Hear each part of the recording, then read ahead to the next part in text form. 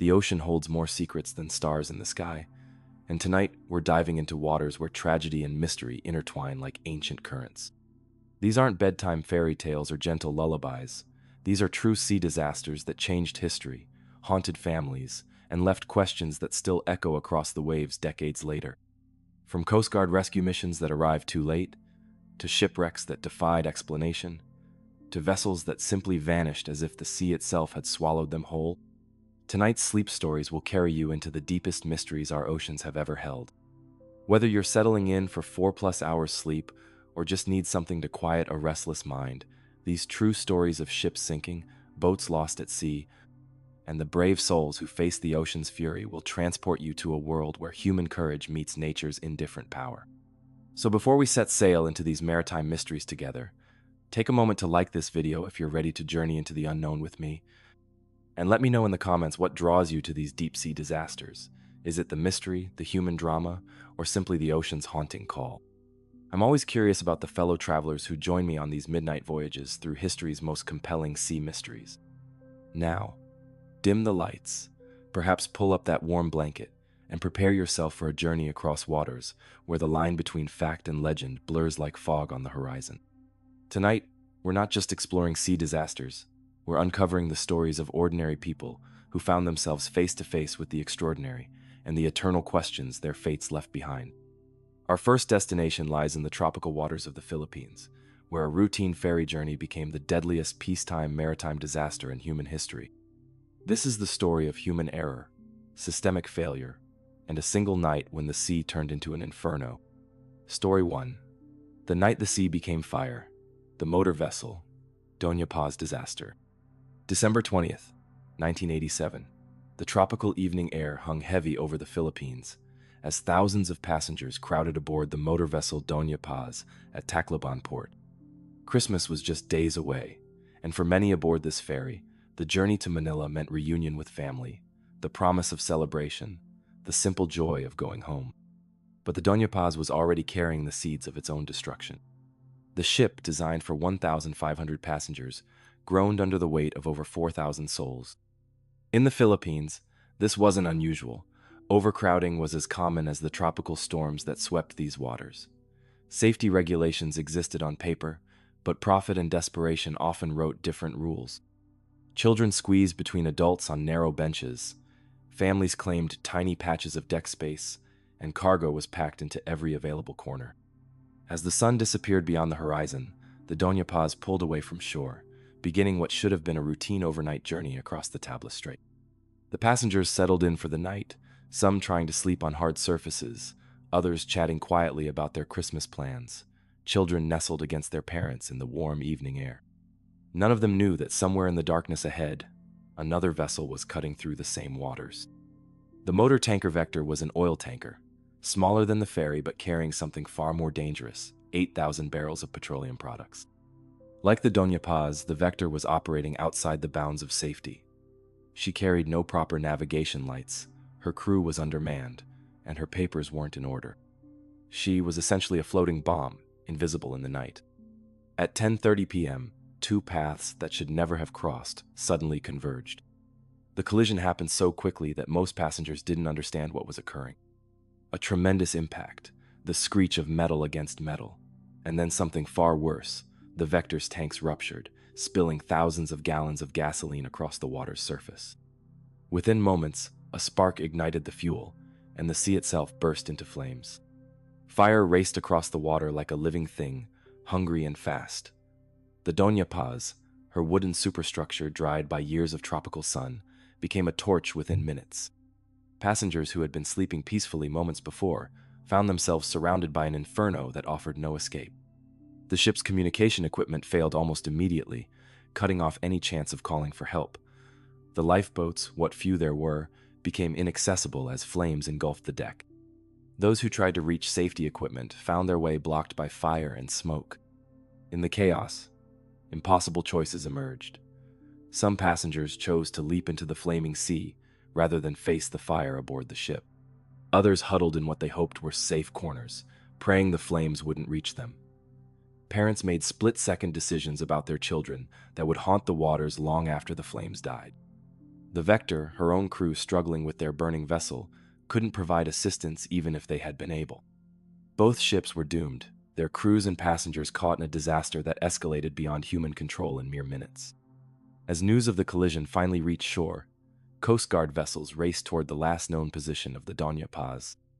But by the time they arrived, they found only floating debris, empty life preservers, and the eerie silence that follows catastrophe. Search and rescue efforts continued for days, but the scale of the disaster overwhelmed every resource. Bodies washed ashore for weeks, many so badly burned or decomposed that identification was impossible. Entire villages lost multiple generations. Families waited at ports that would never see their loved ones return. Of the estimated 4,300 people aboard the Doña Paz, only 26 survived. The aftermath revealed a web of systemic failures that had made this disaster not just possible, but inevitable. The ferry industry in the Philippines operated with minimal oversight, routine overcrowding, and aging vessels that prioritized capacity over safety. Crew training was inadequate, safety equipment was often non-functional or insufficient, and emergency procedures existed more in theory than practice. The Vector's violations were equally egregious, operating without proper permits, undermanned, and invisible to other vessels due to failed navigation lights. The ship that could have avoided the collision entirely was essentially a rogue vessel, carrying deadly cargo through busy shipping lanes without proper precautions. Public outrage followed the initial shock, but meaningful reform proved elusive. While some regulations were tightened and investigations were conducted, the fundamental problems that caused the disaster, poverty, inadequate infrastructure, and profit-driven shortcuts, remained largely unchanged. The Doña Paz disaster stands as the deadliest peacetime maritime tragedy in history, surpassing even the Titanic in terms of lives lost. Yet, unlike the Titanic, whose story became legend, the Doña Paz faded from international memory, known primarily within the Philippines and among maritime safety experts. The wreck lies scattered across the seafloor of the Tablas Strait, largely unexplored due to the depth and the sacred nature of the site. For many Filipino families, these waters remain a graveyard where their loved ones rest, a place too painful to disturb yet impossible to forget. The story of the Doña Paz is more than a tale of maritime disaster. It's a reminder of how quickly tragedy can strike when human systems fail, when profit takes precedence over safety, and when the most vulnerable bear the highest cost. It speaks to the thin line between routine travel and catastrophe, between a Christmas homecoming and a journey into darkness. In the warm waters off the Philippines, where tropical beauty masks the dangers that lurk beneath, the memory of the Doña Paz endures as both tragedy and warning. It reminds us that the sea, indifferent to human plans and dreams, can transform from highway to hell in the space of a heartbeat. Tonight, as we drift deeper into these stories of the sea, remember that each disaster represents not just statistics or nautical lessons, but human lives interrupted, families shattered, and communities forever changed by the ocean's terrible power. Story 2. Into the hurricane's heart, the SS El Faro's final voyage. Our journey through the ocean's darkest chapters now carries us, from the tropical waters of the Philippines to the hurricane-ravaged Atlantic, where modern technology and ancient maritime courage collided with nature's most powerful force. This is the story of the SS El Faro, and how 33 souls sailed straight into the heart of a Category 4 hurricane, leaving behind the most complete record of a ship's final hours ever recovered from the deep. September 29, 2015. Jacksonville, Florida hummed with the routine energy of a busy port as the SS El Faro prepared for what should have been another standard cargo run to Puerto Rico. The 790-foot vessel, built in 1975, was showing her age but remained a workhorse of the Caribbean shipping routes. Her crew of 33 knew these waters well. The run to San Juan was as familiar as their own driveways. Captain Michael Davidson, a 30-year veteran of these seas, had made this journey countless times. The El Faro was loaded with containers bound for Puerto Rico's ports, everything from cars to Christmas decorations for the approaching holiday season. It was routine work, the kind of sailing that builds careers on reliability rather than adventure. But routine was about to collide with the extraordinary. Hurricane Joaquin was spinning up in the Atlantic, a storm that weather models struggled to predict with certainty. Unlike the precise satellite tracking we might imagine for 2015, The El Faro was operating with weather data that was often 6 hours old by the time it reached the ship. In the fast-moving world of hurricane development, 6 hours could mean the difference between rough seas and a life-threatening encounter. Captain Davidson made a decision that would haunt the investigation for years to come. He chose to maintain course despite the approaching storm. His reasoning seemed sound based on the information available. The ship had weathered storms before, the route was familiar, and Puerto Rico needed its cargo. The El Faro was built to handle rough seas, and Davidson believed they could thread the needle between the storm's path and their destination. What Davidson couldn't have known was that Hurricane Joaquin was not following the predicted track. Instead of moving away from their route as forecast, the storm was intensifying and shifting, placing the El Faro directly in its path. As the ship sailed south from Jacksonville, conditions began to deteriorate. The first signs were subtle: longer swells, a shift in the wind direction, the gradual increase in wave height that experienced sailors recognize as nature's early warning system. But by the time the full scope of the danger became clear, the El Faro was committed to a course that would take her straight into the hurricane's fury. October 1st, 2015, dawned gray and violent. Hurricane Joaquin had reached Category 4 strength, packing winds of over 130 miles per hour and generating waves that towered 50 feet or higher. The El Faro, designed for cargo rather than speed, found herself caught in conditions that would challenge vessels twice her size. The ship's age became a critical factor as the storm's full force hit. Her single-screw propulsion system, adequate for normal conditions, proved vulnerable when reliability mattered most. At approximately 7 o'clock a.m., the unthinkable happened. The El Faro lost propulsion power. Without engines, she became helpless in the hurricane's grip, unable to maintain heading or stability in the mountainous seas. Water began flooding the hull as the ship listed heavily to starboard. The crew fought desperately to maintain stability, but the El Faro was losing the battle against forces far beyond human control. Her final transmission, sent at 7:39 a.m., was stark in its simplicity: "We are abandoning ship." After that, silence. The Coast Guard launched one of the largest search and rescue operations in modern American maritime history. Aircraft and vessels scoured thousands of square miles of ocean, but Hurricane Joaquin's continuing fury made rescue efforts nearly impossible. When search teams finally reached the El Faro's last known position, they found only debris and empty life preservers floating in the aftermath of the storm. The ship had vanished completely, taking all 33 crew members to the bottom of the Atlantic. No survivors were found, no bodies recovered. The El Faro had simply disappeared into the deep, another casualty of the sea's indifferent power. But unlike most maritime disasters, the El Faro's story didn't end with her sinking. In 2016, deep-sea explorers located the wreck 15,000 feet below the surface, sitting upright on the ocean floor as if she had sailed straight down into the abyss. More remarkably, they recovered the ship's voyage data recorder, essentially a black box that had captured the final 26 hours aboard the doomed vessel. The recording that emerged from those depths provided an unprecedented window into a maritime disaster as it unfolded. For the first time in history, investigators could hear the actual voices of a crew facing their final hours, their discussions about the worsening weather, their growing concern about the ship's condition, and ultimately their professional composure as disaster overtook them. The transcripts revealed no panic, no blame, no heroes making grand speeches. Instead, they captured something more profound: ordinary people doing their jobs with professional competence, even as their world literally fell apart around them. The crew's conversations were filled with technical assessments, practical solutions, and the quiet courage of experienced mariners facing the unthinkable. The recording also revealed critical failures in the ship's design and operation. The El Faro's watertight systems, adequate for normal conditions, couldn't handle the volume of water entering through damaged cargo holds and ventilation systems. Her stability calculations, based on ideal loading conditions, didn't account for the reality of cargo shift and flooding in extreme weather.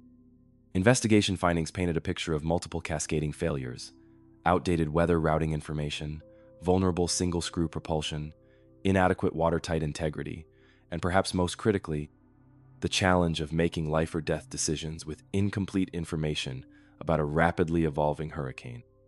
The El Faro disaster led to significant changes in maritime safety protocols. Weather routing systems were upgraded to provide real-time data, crew training was enhanced to address extreme weather scenarios, and vessel monitoring systems were improved to provide better shoreside support for ships in distress.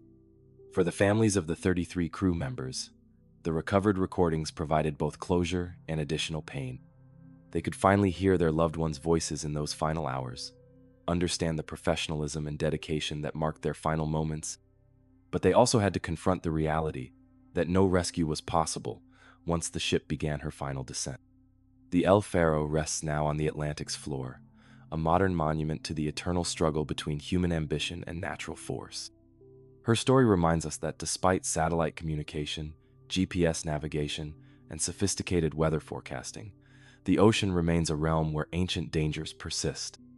In an age where we often feel insulated from nature's power by technology and comfort, the El Faro's fate serves as a stark reminder that the sea acknowledges no distinction between old ships and new, experienced captains and novices, routine voyages and epic journeys. When hurricane winds howl and waves tower overhead, all vessels become equal in their vulnerability to forces far greater than human engineering can overcome. The voices captured in those final recordings echo still from the depths, a testament to maritime professionalism and a reminder that every voyage, no matter how routine, carries within it the potential for both safe harbor and the ultimate mystery of the deep. Story 3. When the Compass Lies, The Mystery of Flight, 19. From the hurricane-battered Atlantic, where the El Faro met her fate, our journey now takes us backward through time, to December 1945, to waters that appeared deceptively calm under perfect flying weather. This is the story of Flight 19, where 5 Navy aircraft and 14 trained airmen vanished without a trace, spawning one of aviation's most enduring mysteries, and helping birth the legend of a place where compasses spin wildly and aircraft simply disappear. December 5th, 1945. World War II had ended just months before, but the U.S. Navy continued its training operations from Naval Air Station Fort Lauderdale. The war may have been over, but the need for skilled aviators remained constant. Flight training continued with military precision, following routes and procedures refined by years of wartime experience. On this particular afternoon, 5 TBM Avenger torpedo bombers prepared for navigation problem number 1, a routine training exercise that had been flown hundreds of times before. The flight plan was simple: fly east from Fort Lauderdale for 56 miles, then north for 67 miles, then southwest back to base. A triangular route over the Atlantic that would test navigation skills while keeping the aircraft within easy range of land. The Avengers were robust aircraft, proven in combat and known for their reliability. Each carried a 3-man crew, and the flight was led by Lieutenant Charles Taylor, an experienced pilot, with over 2,500 flight hours. The weather was perfect: clear skies, good visibility, light winds. Everything suggested a routine training mission that would have the aircraft back at base in time for dinner. At 2:10 p.m., Flight 19 departed Fort Lauderdale, 5 aircraft in formation, heading east over the blue waters of the Atlantic. For the first hour and 20 minutes, everything proceeded normally. The flight reached its first waypoint, turned north as planned, and continued the exercise according to procedure. Then, at 3:30 p.m., something went wrong. Lieutenant Taylor's voice crackled over the radio with a transmission that would mark the beginning of one of aviation's greatest mysteries. "Control tower, this is an emergency. We seem to be off course. We cannot see land. Repeat, we cannot see land." The tower responded immediately, requesting Taylor's position and compass heading. What came back was even more puzzling. "We're not sure where we are. We think we may be about 225 miles northeast of base. It looks like we are entering whitewater. We're completely lost." But Flight 19 wasn't 225 miles northeast of base. Based on their flight plan and timing, they should have been somewhere near the Bahamas, well within sight of land. Something was causing Taylor to misread his position dramatically. More troubling still was what happened to the compasses. Taylor reported that both his primary and backup compass were malfunctioning, spinning wildly, and providing contradictory readings. When other aircraft in the formation checked their instruments, they found similar problems. 5 aircraft, each with redundant navigation equipment, all experiencing compass failure simultaneously. The radio transmissions that followed revealed growing confusion and concern. Taylor, believing they were over the Florida Keys, when they were actually northeast of the Bahamas, began flying farther out to sea in an attempt to find land. Ground control tried to guide them back, but without reliable compass readings, the flight was navigating by instinct alone. Other aircraft in the area picked up fragments of Flight 19's radio communications. The transmissions painted a picture of experienced airmen facing something they couldn't understand. "Everything looks wrong," one pilot reported. "Even the ocean doesn't look as it should." As afternoon faded to evening, Flight 19's situation became increasingly desperate. Fuel was running low, weather was deteriorating, and the flight was lost somewhere over the Atlantic, with darkness approaching. Radio transmissions became weaker and more intermittent as the aircraft moved farther from shore. The last clear transmission from Flight 19 came at approximately 6 p.m. "We are heading 030 degrees for 45 minutes, then we will fly north to make sure we are not over the Gulf of Mexico. After that, only static." But the mystery of December 5th, 1945, was far from over. A rescue mission was immediately launched, including a PBM Mariner flying boat with 13 crew members aboard. The Mariner was dispatched to search the area, where Flight 19 was believed to have gone down, but at 7:50 p.m., the rescue aircraft itself vanished. A ship in the area reported seeing an explosion in the sky around the time the Mariner disappeared, suggesting the rescue aircraft may have suffered a catastrophic fuel vapor explosion, a known hazard of the PBM design. But no wreckage was ever found, no bodies recovered. The rescue mission had become another part of the mystery. By dawn of December 6th, the Navy had launched the largest peacetime search operation in its history. Ships, aircraft, and personnel scoured over 250,000 square miles of ocean. They found nothing: no wreckage, no oil slicks, no life rafts, no trace of 6 aircraft and 27 men who had simply vanished. The search continued for days, then weeks, expanding to cover areas throughout the Atlantic, Gulf of Mexico, and Caribbean. Advanced salvage equipment was brought in, experienced divers searched shallow areas, and aircraft flew grid patterns over thousands of square miles. The search was so thorough that it covered areas far from where the aircraft could possibly have gone down, driven by the desperate hope that some trace would be found. None ever was. The official investigation struggled to explain what had happened to Flight 19. The weather had been perfect, the aircraft were in good condition, and the crew was experienced.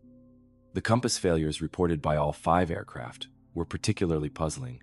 Such simultaneous equipment failure had no precedent in Navy records.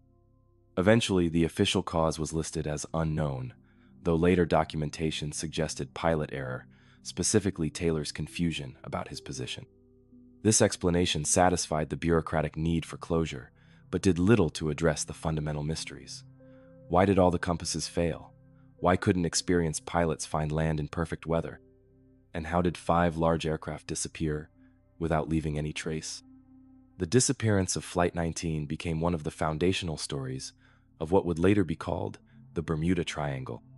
The incident occurred in the same general area where other mysterious disappearances had been reported, and the inexplicable nature of the compass failures added to the region's growing reputation for strange phenomena. But focusing on the supernatural aspects of the story misses the more profound human elements. Flight 19 represents the vulnerability of even experienced professionals when familiar systems fail. The radio transcripts reveal not panic, but confusion, skilled aviators trying to understand why their training and instruments were leading them astray. The families of the lost airmen were left with questions that decades of investigation couldn't answer. Unlike war casualties, where death could be explained by enemy action, the loss of Flight 19 defied comprehension. How do 5 aircraft simply vanish, in perfect weather, during a routine training mission? Modern technology has brought new possibilities for solving old mysteries. Advanced sonar mapping, satellite imaging, and deep-sea exploration capabilities far exceed anything available in 1945. Several expeditions have claimed to find wreckage that could be from Flight 19, but none have been conclusively verified. The Atlantic Ocean guards its secrets well, and 15,000 feet of water can hide even large aircraft from the most sophisticated search equipment. Some researchers have proposed natural explanations for the compass failures, magnetic anomalies, atmospheric conditions, or unusual electromagnetic phenomena that could affect navigation equipment. But none fully explain why 5 separate aircraft would experience identical failures simultaneously, or why no trace was ever found. The mystery of Flight 19 endures because it challenges our assumptions about the predictable nature of modern technology and professional competence. In 1945, aviation was still relatively new, but by that date, navigation techniques and aircraft reliability had reached levels that should have made such disappearances impossible. Today, as GPS satellites provide precise navigation data and emergency beacons can summon rescue from anywhere on Earth, the idea of aircraft simply vanishing seems almost quaint. Yet the ocean remains vast. Technology can still fail, and human judgment remains fallible. Flight 19's story reminds us that even in our connected, monitored world, mysteries can still unfold. Somewhere in the Atlantic, at depths we can barely imagine, the remains of 5 Avenger aircraft may rest with their crews, holding secrets that the sea has kept for nearly 8 decades. The voices of those 14 airmen, their final radio transmissions filled with professional concern rather than panic, echo still across the decades. They speak to every aviator and mariner who has faced the moment when familiar landmarks disappear, when trusted instruments provide impossible readings, and when the vast indifference of sea and sky reminds us how small and vulnerable we remain despite all our technology and training. Story 4. Trapped Beneath the Ice, the Kursk Submarine Disaster. From the mysterious disappearance of Flight 19 in perfect weather, we now descend into the frigid depths of the Barents Sea, where the pride of the Russian Navy became a tomb beneath the ice. This is the story of the Kursk, where 118 sailors faced their final hours in the crushing darkness of a disabled submarine, while politics and pride on the surface sealed their fate. August 12th, 2000. The Barents Sea stretched endlessly under gray Arctic skies as the Russian Northern Fleet conducted its largest naval exercise in years.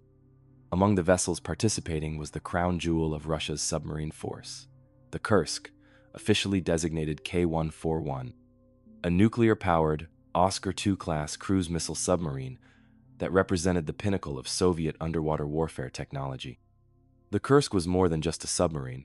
She was a symbol of Russian naval power in an era when that power was increasingly questioned. At 505 feet long and displacing over 24,000 tons when submerged, she was one of the largest attack submarines ever built. Her twin nuclear reactors could drive her through the water at speeds exceeding 30 knots, and her arsenal of torpedoes and cruise missiles made her a formidable weapon of war. But on this August morning, the Kursk was engaged in training, not warfare. The exercise, called Summer X, was designed to demonstrate Russian naval capabilities to both domestic and international observers.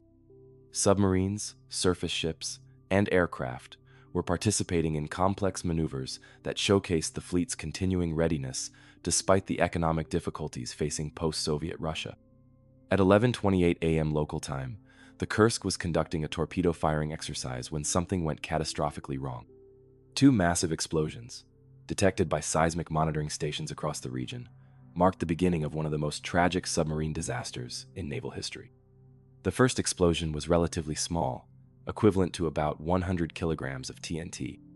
Evidence later suggested this initial blast was caused by a hydrogen peroxide fuel leak in a Type 65-76A torpedo, a weapon known for its power but also for its dangerous chemical propulsion system. The leak created a volatile mixture that ignited, destroying the torpedo and damaging the forward torpedo compartment. But the first explosion was merely the trigger for something far worse. 2 minutes and 15 seconds later, a second, devastating blast rocked the submarine. This explosion, equivalent to 3 to 7 tons of TNT, was caused by the detonation of additional torpedoes stored in the forward compartment. The blast was so powerful that it registered on seismic equipment as far away as Alaska and was initially mistaken for an earthquake. The forward section of the Kursk was obliterated instantly. The first 3 compartments were destroyed completely, killing everyone in them immediately. The submarine's double hull, designed to withstand the crushing pressure of deep water, was breached catastrophically. Within minutes, the pride of the Russian Navy was sinking toward the bottom of the Barents Sea. But the Kursk's tragedy was far from over. While the forward section was destroyed, the rear compartments remained intact and watertight.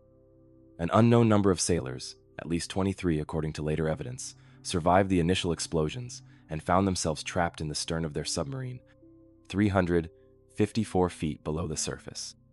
These survivors faced a desperate situation. The submarine's nuclear reactors had automatically shut down, leaving them in darkness except for emergency lighting. Communication systems were damaged, making it impossible to contact the surface. The air was filled with smoke and toxic fumes from the explosions and fires. Most critically, they were trapped with limited air supply and no way to reach the surface. Lieutenant Captain Dmitry Kolesnikov, one of the senior officers among the survivors, began documenting their situation. In notes written by flashlight on pages torn from a manual, he recorded the names of 23 survivors and their deteriorating condition. His final note, discovered when the submarine was eventually raised, read, "None of us can get to the surface. I am writing blind. It seems like there are no chances, 10 to 20%. On the surface, the Russian Navy's response was marked by confusion, denial, and fatal delays. Initially, officials claimed the submarine was conducting a planned exercise and would surface shortly. When the Kursk failed to make scheduled communications, the Navy insisted there was no emergency.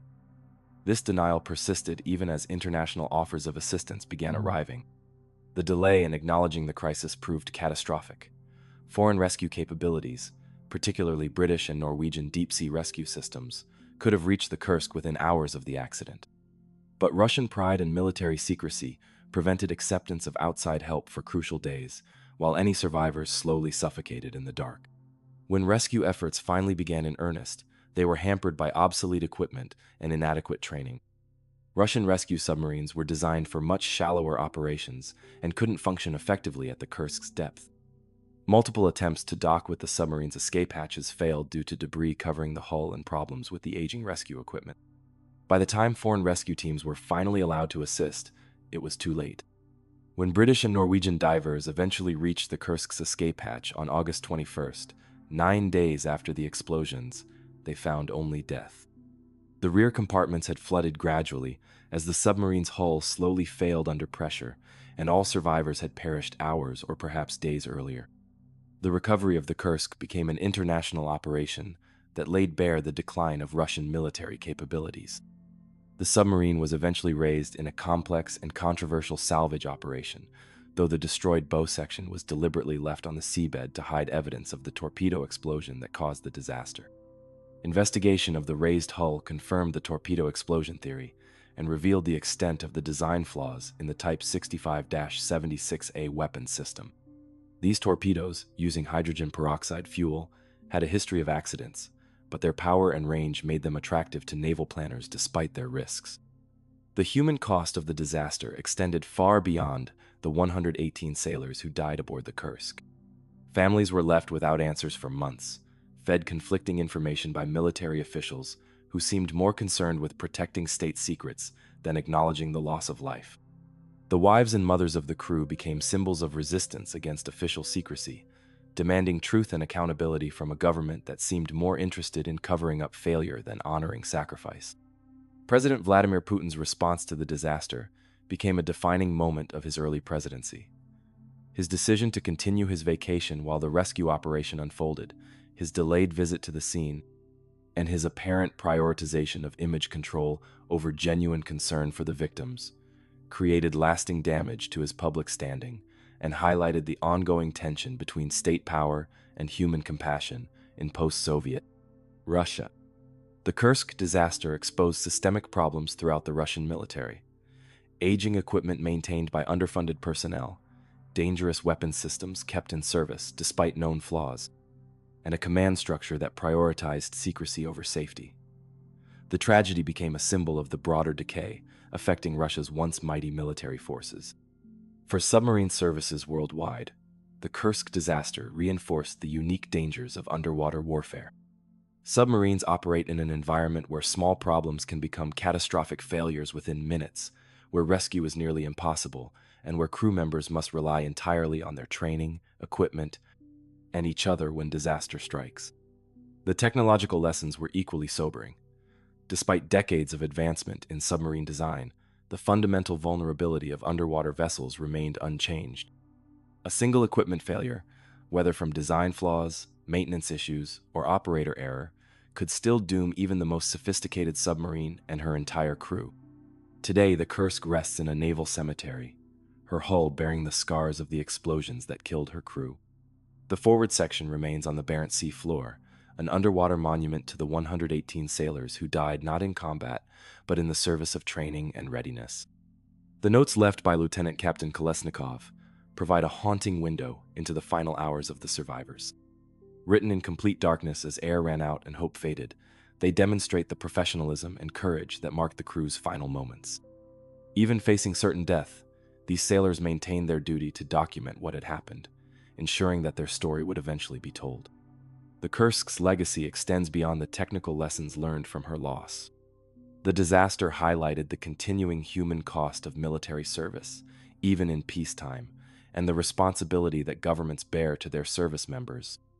It demonstrated that in the modern world, national pride and military secrecy cannot shield political leaders from accountability when preventable tragedies occur. In the dark waters of the Barents Sea, where the Arctic ice meets the deep ocean, the memory of the Kursk serves as a reminder that beneath the waves, politics and propaganda matter little. In the crushing depths, only human courage, technical competence, and international cooperation can mean the difference between rescue and tragedy, between sailors returning home and families left forever wondering what their final moments were like in the darkness below. Story 5. The Silent Deep. The Ara San Juan's final patrol. From the political tragedy of the Kursk in Russian waters, our journey through maritime disasters now carries us to the South Atlantic, where a submarine's routine patrol became a nightmare that lasted over a year. This is the story of the ARA San Juan, where 44 Argentine sailors vanished beneath the waves, and how the ocean kept it secret until a private company succeeded where navies had failed. November 15th, 2017. The South Atlantic stretched gray and endless as the ARA San Juan departed from her base in Mar del Plata, beginning what should have been a routine patrol along Argentina's coast. The diesel-electric submarine, built in Germany during the 1980s but recently modernized with new systems and equipment, represented a significant portion of Argentina's modest naval capabilities. Among the 44 crew members aboard was Petty Officer Eliana Maria Krachik, making history as the first female submarine officer to serve in Latin America. Her presence aboard the San Juan symbolized Argentina's progressive naval policies and the changing face of submarine warfare in the 21st century. For her family, her service represented pride and achievement.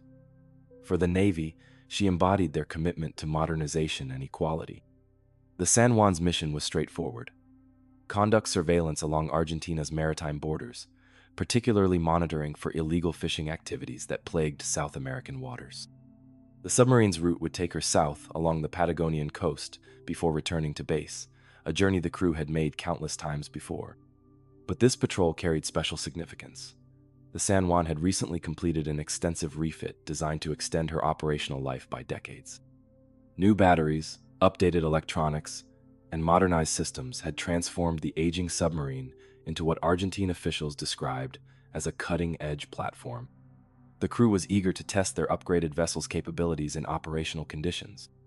For the first week, everything proceeded normally. The San Juan conducted her patrol with professional efficiency, her crew adapting to the submarine's new systems while maintaining the vigilant watch that submarine service demands. Regular communications with naval headquarters confirmed the boat's position and status as she moved through the familiar waters off Argentina's coast. Then, on November 15th, something went wrong. At 7:30 a.m., the San Juan transmitted what would prove to be her final message. The communication was routine in tone, but concerning in content. The submarine was experiencing problems with her battery system. Seawater had apparently entered through the ventilation system, causing a short circuit in the forward battery compartment. The crew reported they had isolated the affected area and were continuing their patrol, but the message indicated they were monitoring the situation closely. This type of problem, while serious, was not unprecedented in submarine operations. Seawater infiltration was a constant threat, and crews trained extensively to handle such emergencies. The San Juan's recent refit had included work on the battery systems, and initial assessments suggested the situation was under control. But at 9:17 a.m., just hours after that final transmission, seismic monitoring stations detected an underwater implosion in the area where the San Juan was operating. The acoustic signature was unmistakable, a submarine hull collapsing under the crushing pressure of deep water. The event lasted only seconds, but its implications were devastating. The Argentine Navy initially downplayed the seismic data, hoping against hope that their submarine remained operational, despite the ominous underwater explosion. Communications attempts continued for hours, then days, but the San Juan never responded. Gradually, the terrible reality became unavoidable. The submarine and her entire crew had been lost. The search operation that followed became one of the largest international maritime rescue efforts in South American history. Ships and aircraft from multiple nations, including the United States, Britain, Brazil, and Chile, joined Argentine forces in scouring thousands of square miles of ocean. Advanced sonar systems, underwater drones, and satellite surveillance were deployed in the desperate hope of finding survivors or wreckage. But the South Atlantic is vast and unforgiving. The waters where the San Juan was lost plunged to depths exceeding 3,000 feet, and strong currents could scatter debris across enormous areas. Despite the international effort and sophisticated technology, the search yielded nothing but false hopes and disappointing dead ends. Families of the crew gathered at the naval base in Mar del Plata, their vigil becoming a symbol of the nation's grief and determination. Among them were Eliana Krawczyk's relatives, who had watched with pride as she broke barriers in Argentina's traditionally male-dominated submarine service. Now they faced the unthinkable reality that their pioneering daughter and sister might never come home. As days turned to weeks and weeks to months, the search gradually shifted from rescue to recovery. The official acknowledgement that no survivors could remain alive came like a second blow to families who had maintained hope against all odds. But even in death, the crew of the San Juan remained lost, their final resting place unknown. The mystery deepened as investigations began. The San Juan's recent refit, conducted under budget constraints that had forced compromises and delays, came under scrutiny. Some components had been replaced with older parts due to cost considerations, and quality control procedures had been questioned by technicians involved in the work. The battery system that had malfunctioned in the submarine's final hours became a particular focus of investigation. The interaction between seawater and the submarine's electrical systems could have generated hydrogen gas, creating the potential for an explosion that might have triggered the catastrophic hull failure detected by seismic monitors. But theories and investigations couldn't bring back the San Juan or provide the closure that families desperately needed. The submarine remained lost somewhere in the South Atlantic, beyond the reach of conventional search methods and the modest resources of the Argentine Navy. The breakthrough came from an unexpected source. Ocean Infinity, a private deep-sea exploration company, offered to continue the search using advanced autonomous underwater vehicles and sophisticated mapping technology. Their offer came with unusual terms. They would accept payment only if they found the submarine, a commitment that demonstrated confidence in their capabilities and respect for the family's suffering. On November 17, 2018, exactly 367 days after the San Juan's disappearance, Ocean Infinity's search teams made the discovery that had eluded government efforts for over a year. The submarine's remains were located at a depth of nearly 3,000 feet, broken into 3 sections on the Atlantic floor. The wreckage told a story of catastrophic failure. The San Juan's hull had imploded under pressure, indicating that the submarine had descended past her crushed depth in an uncontrolled dive. The crew would have died instantly when the hull collapsed, sparing them the prolonged agony that had marked other submarine disasters. For the families, the discovery brought a mixture of relief and renewed grief. After more than a year of uncertainty, they finally knew what had happened to their loved ones. But the sight of the broken submarine on the ocean floor was a stark reminder of the violence that had ended 44 lives in mere seconds. The investigation that followed revealed a cascade of failures that had doomed the San Juan. The submarine's refit had been plagued by budget constraints, delayed repairs, and questionable quality control. The battery system that failed had been problematic throughout the modernization process, but concerns had been overridden by schedule pressures and cost considerations. More broadly, the disaster highlighted the challenges facing Argentina's military in an era of economic constraint. Aging equipment, deferred maintenance, and insufficient funding had created conditions where even routine operations carried elevated risks. The San Juan's crew had paid the ultimate price for systemic failures that extended far beyond their submarine. The tragedy sparked public outrage and demands for accountability. Families organized protests calling for justice and transparency, challenging military officials who seemed more concerned with protecting reputations than acknowledging responsibility. The loss of Argentina's first female submarine officer became a symbol of dreams cut short by institutional failure. Today, the San Juan rests on the Atlantic floor as an underwater monument to her crew. The decision to leave the wreckage undisturbed reflects both the technical challenges of deep-sea recovery and the sacred nature of the site. For many families, the submarine's final resting place has become a pilgrimage destination, accessible only through the cameras of deep-sea vehicles. The lessons of the San Juan extend beyond Argentina's borders. Submarine services worldwide recognize the disaster as a reminder of their vessel's fundamental vulnerability and the critical importance of maintenance standards. When submarines fail, they fail catastrophically, offering no second chances or opportunities for rescue.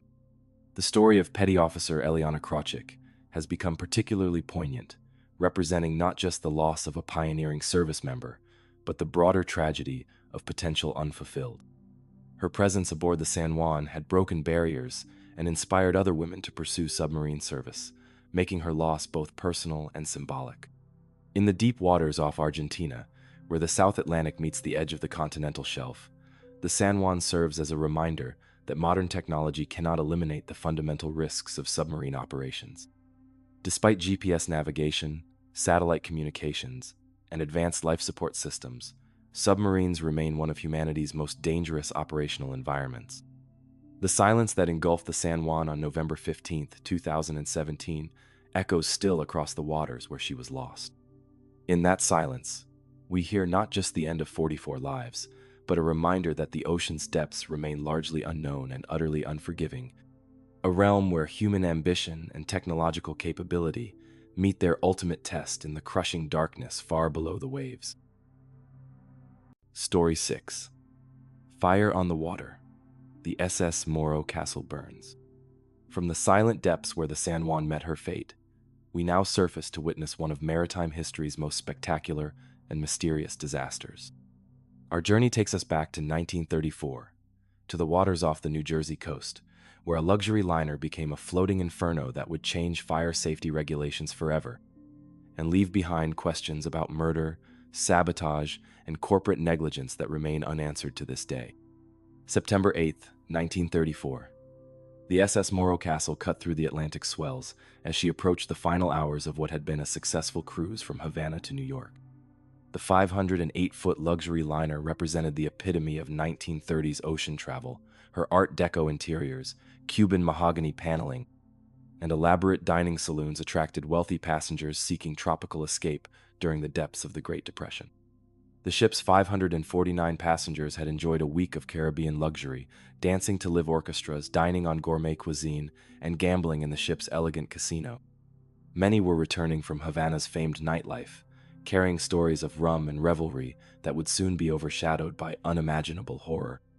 But even as passengers prepared for their morning arrival in New York, darkness was gathering around the Morro Castle, literally and figuratively.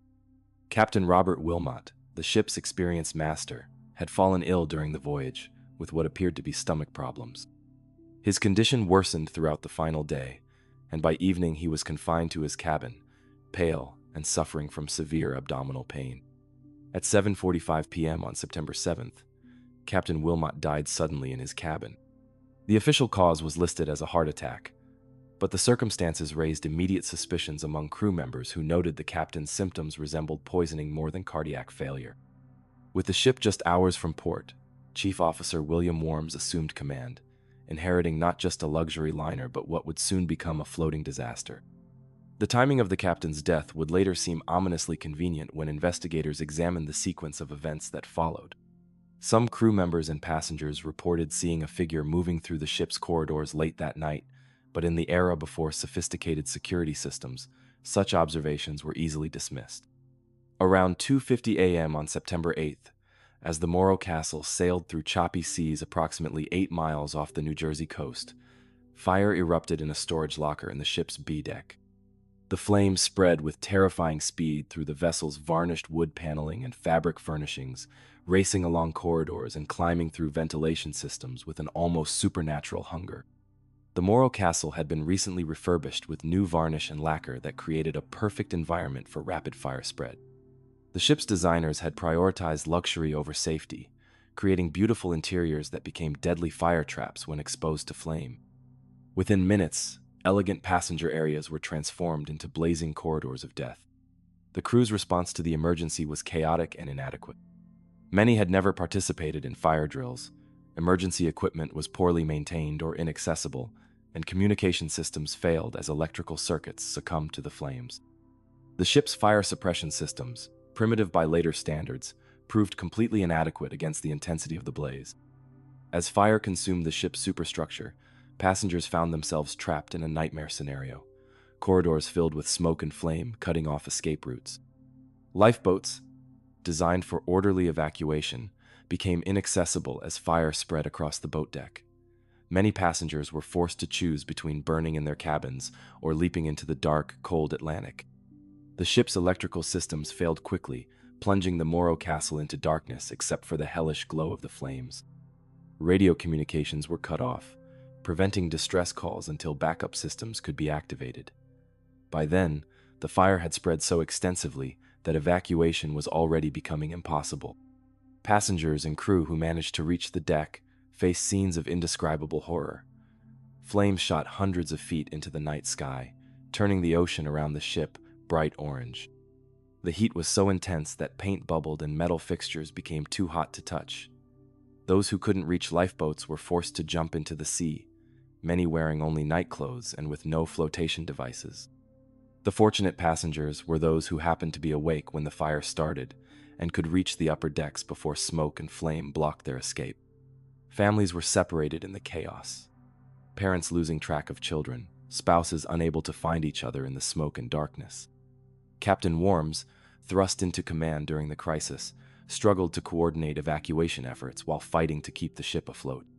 The Morro Castle's crew, many of whom had never faced such an emergency, responded with varying degrees of competence and courage.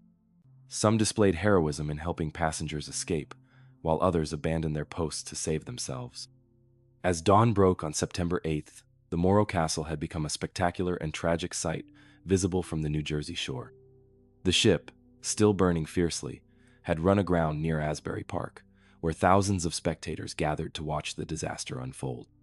What should have been a rescue scene became a macabre tourist attraction, with vendors selling food and souvenirs to crowds watching people die. Coast Guard vessels, local fishing boats, and other ships rushed to the scene, but the intensity of the fire made rescue operations extremely dangerous. Many survivors were pulled from the water suffering from burns, hypothermia, and smoke inhalation. Others were never found, their bodies consumed by the flames or lost in the Atlantic. When the final count was made, 137 passengers and crew had perished in the disaster. The death toll would have been much higher if not for the heroic efforts of rescue vessels and the fact that the ship grounded near shore, allowing some passengers to swim to safety. The investigation that followed revealed a web of safety violations, corporate negligence, and possible criminal activity that shocked the public. The Morro Castle lacked adequate fire suppression systems, proper fireproofing, or sufficient escape routes. Crew training was minimal, and emergency procedures were poorly defined and rarely practiced. But most disturbing were the questions surrounding the suspicious death of Captain Wilmot and the fire's origin. Attention focused on George Rogers, the ship's radio officer, whose behavior before and after the disaster raised significant suspicions. Rogers had been one of the last people to see Captain Wilmot alive, and his subsequent career included arrests for arson and attempted murder, suggesting a pattern of dangerous behavior. Many investigators came to believe that Rogers had poisoned Captain Wilmot and deliberately started the fire, though he was never formally charged with these crimes. The evidence was largely circumstantial, but the pattern of Rogers' later criminal activities lent credence to theories about his involvement in the Morro Castle disaster. The tragedy exposed massive gaps in maritime safety regulations that had allowed such dangerous conditions to persist. Ships were not required to have sprinkler systems, fire-resistant construction materials, or adequate escape routes. Crew training standards were minimal, and emergency equipment was often inadequate or poorly maintained. Public outrage over the disaster led to sweeping changes in maritime safety laws. The ship's owners, the Ward Line, faced enormous liability lawsuits that effectively ended their passenger operations. New regulations required fire-resistant materials, improved emergency systems, and enhanced crew training standards that became models for international maritime safety. The Morro Castle disaster marked a turning point in passenger ship safety, much as the Titanic had done 2 decades earlier. The spectacular nature of the fire, visible from shore and documented by photographers, brought the reality of maritime danger into American living rooms and newspapers with unprecedented immediacy. For the families of the 137 victims, the disaster was compounded by the suspicious circumstances surrounding the fire's origin. Many believed their loved ones had died not in an accident, but as victims of deliberate sabotage. The possibility that the tragedy could have been prevented, or that it was intentionally caused, added another layer of grief to their loss. Today, the lessons learned from the Morro Castle continue to influence ship design and safety procedures. Modern cruise ships incorporate fire suppression systems, escape routes, and safety protocols that trace their origins to the reforms implemented after this 1934 disaster. The wreck of the Morro Castle was eventually salvaged and scrapped, but her legacy endures in the safety regulations written in the blood of her passengers and crew. The ship's story serves as a reminder that luxury and beauty cannot compensate for fundamental safety failures, and that the margin between a pleasant voyage and a deadly disaster can be measured in minutes. In the waters off New Jersey, where wealthy passengers once planned their homecoming from tropical vacations, the memory of the Morro Castle burns still. Her story reminds us that the ocean's dangers come not just from storms and navigational hazards, but from human failings, negligence, greed, and perhaps even deliberate malice that can transform a pleasure cruise into a floating hell. The flames that consumed the Morro Castle on that September morning illuminate more than just a maritime disaster. They reveal the eternal tension between profit and safety, luxury and security, that continues to challenge the maritime industry today.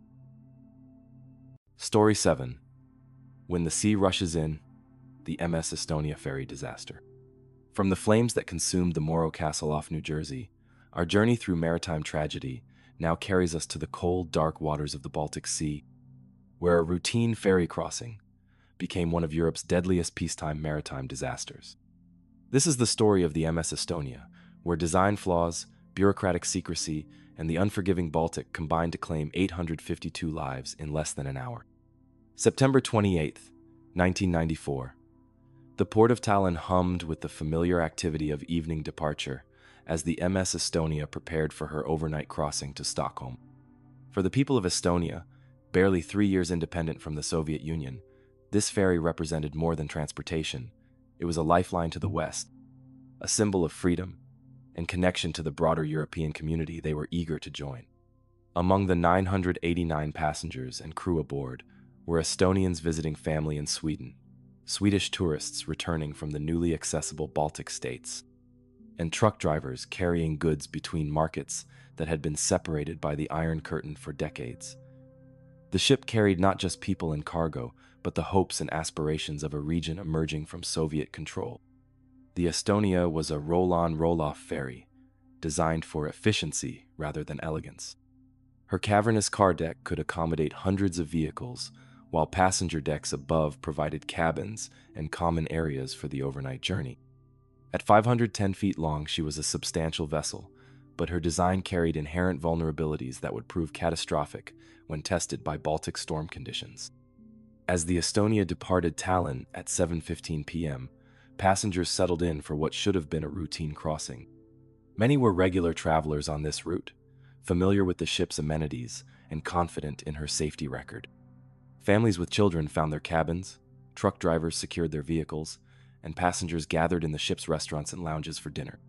But outside, conditions in the Baltic Sea were deteriorating. A strong storm was developing, generating waves that would test the Estonia's seaworthiness in ways her designers had not fully anticipated. The Baltic, despite its relatively small size, can generate dangerous seas when storm winds have room to build across its expanses. The ferry's bow visor, a massive hydraulic door that sealed the vehicle deck during voyages, was designed to handle normal sea conditions. But as waves increased in height and frequency, the visor began experiencing forces beyond its design specifications. Each wave impact stressed the locking mechanisms that held this critical barrier in place. Around 1 a.m. on September 28th, passengers in forward cabins began noticing unusual sounds, metallic groaning and banging that suggested something was wrong with the ship's structure. The Estonia was encountering waves up to 20 feet high, and the bow visor was taking tremendous punishment as the ferry crashed through the swells. At approximately 1:15 a.m., the inevitable happened. The bow visor's locking mechanism failed catastrophically, and the entire massive door was ripped away by the force of the waves. Suddenly, the Estonia's vehicle deck was exposed directly to the Baltic Sea, with no barrier to prevent water from flooding into the ship's interior. The design flaw that doomed the Estonia now became apparent. Unlike passenger areas that were divided into watertight compartments, the vehicle deck was essentially one enormous open space, stretching nearly the full length of the ship. When seawater began pouring through the opening where the bow visor had been, there was nothing to contain it. Thousands of tons of water surged into the car deck with each wave, quickly accumulating in the hold. The Estonia, designed to be stable when her vehicle deck was filled with cars and trucks, became dangerously unstable when that same space filled with free-flowing seawater. The ship began listing to starboard, and the list increased rapidly as more water poured in.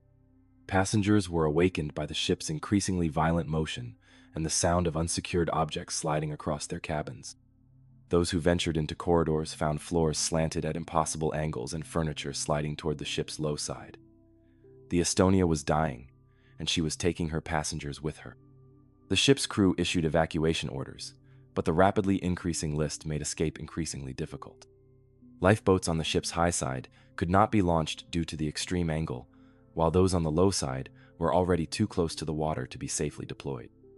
Most of the Estonia's lifeboats never reached the water in usable condition. Many passengers found themselves trapped in lower deck cabins as corridors flooded and escape routes became impassable.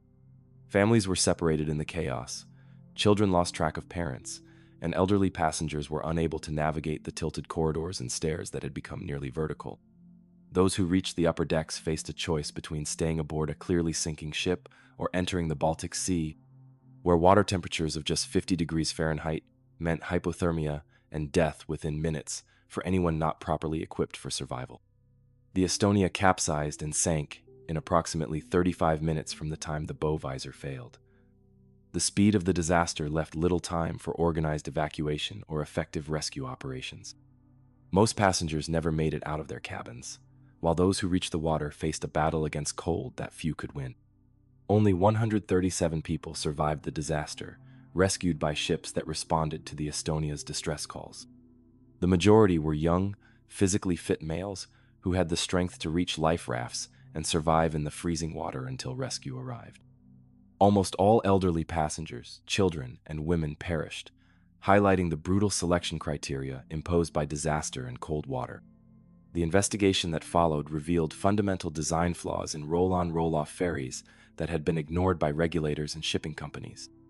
The Estonia's design, with its large, undivided vehicle deck, was inherently vulnerable to exactly the type of flooding that had occurred.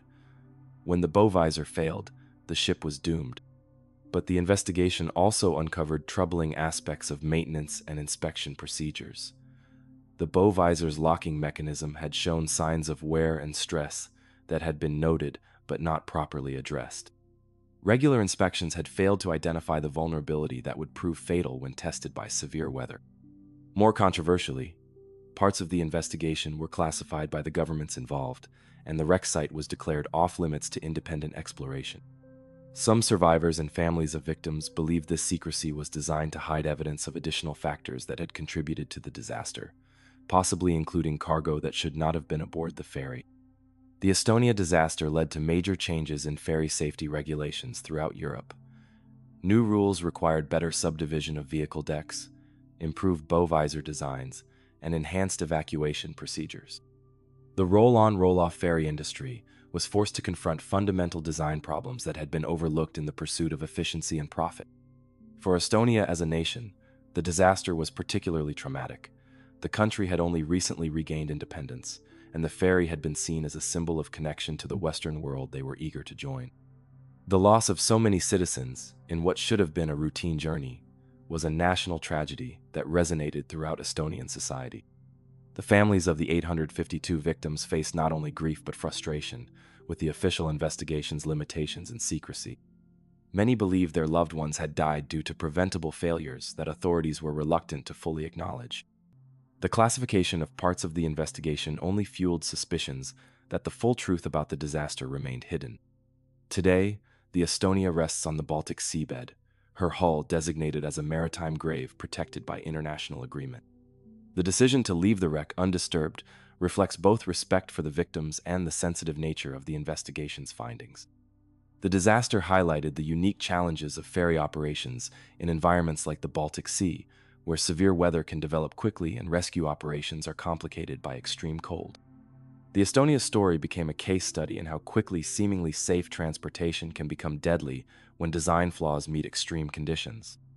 Modern ferry designs incorporate lessons learned from the Estonia disaster, with improved watertight integrity, better evacuation systems, and enhanced structural standards for critical components like bow visors.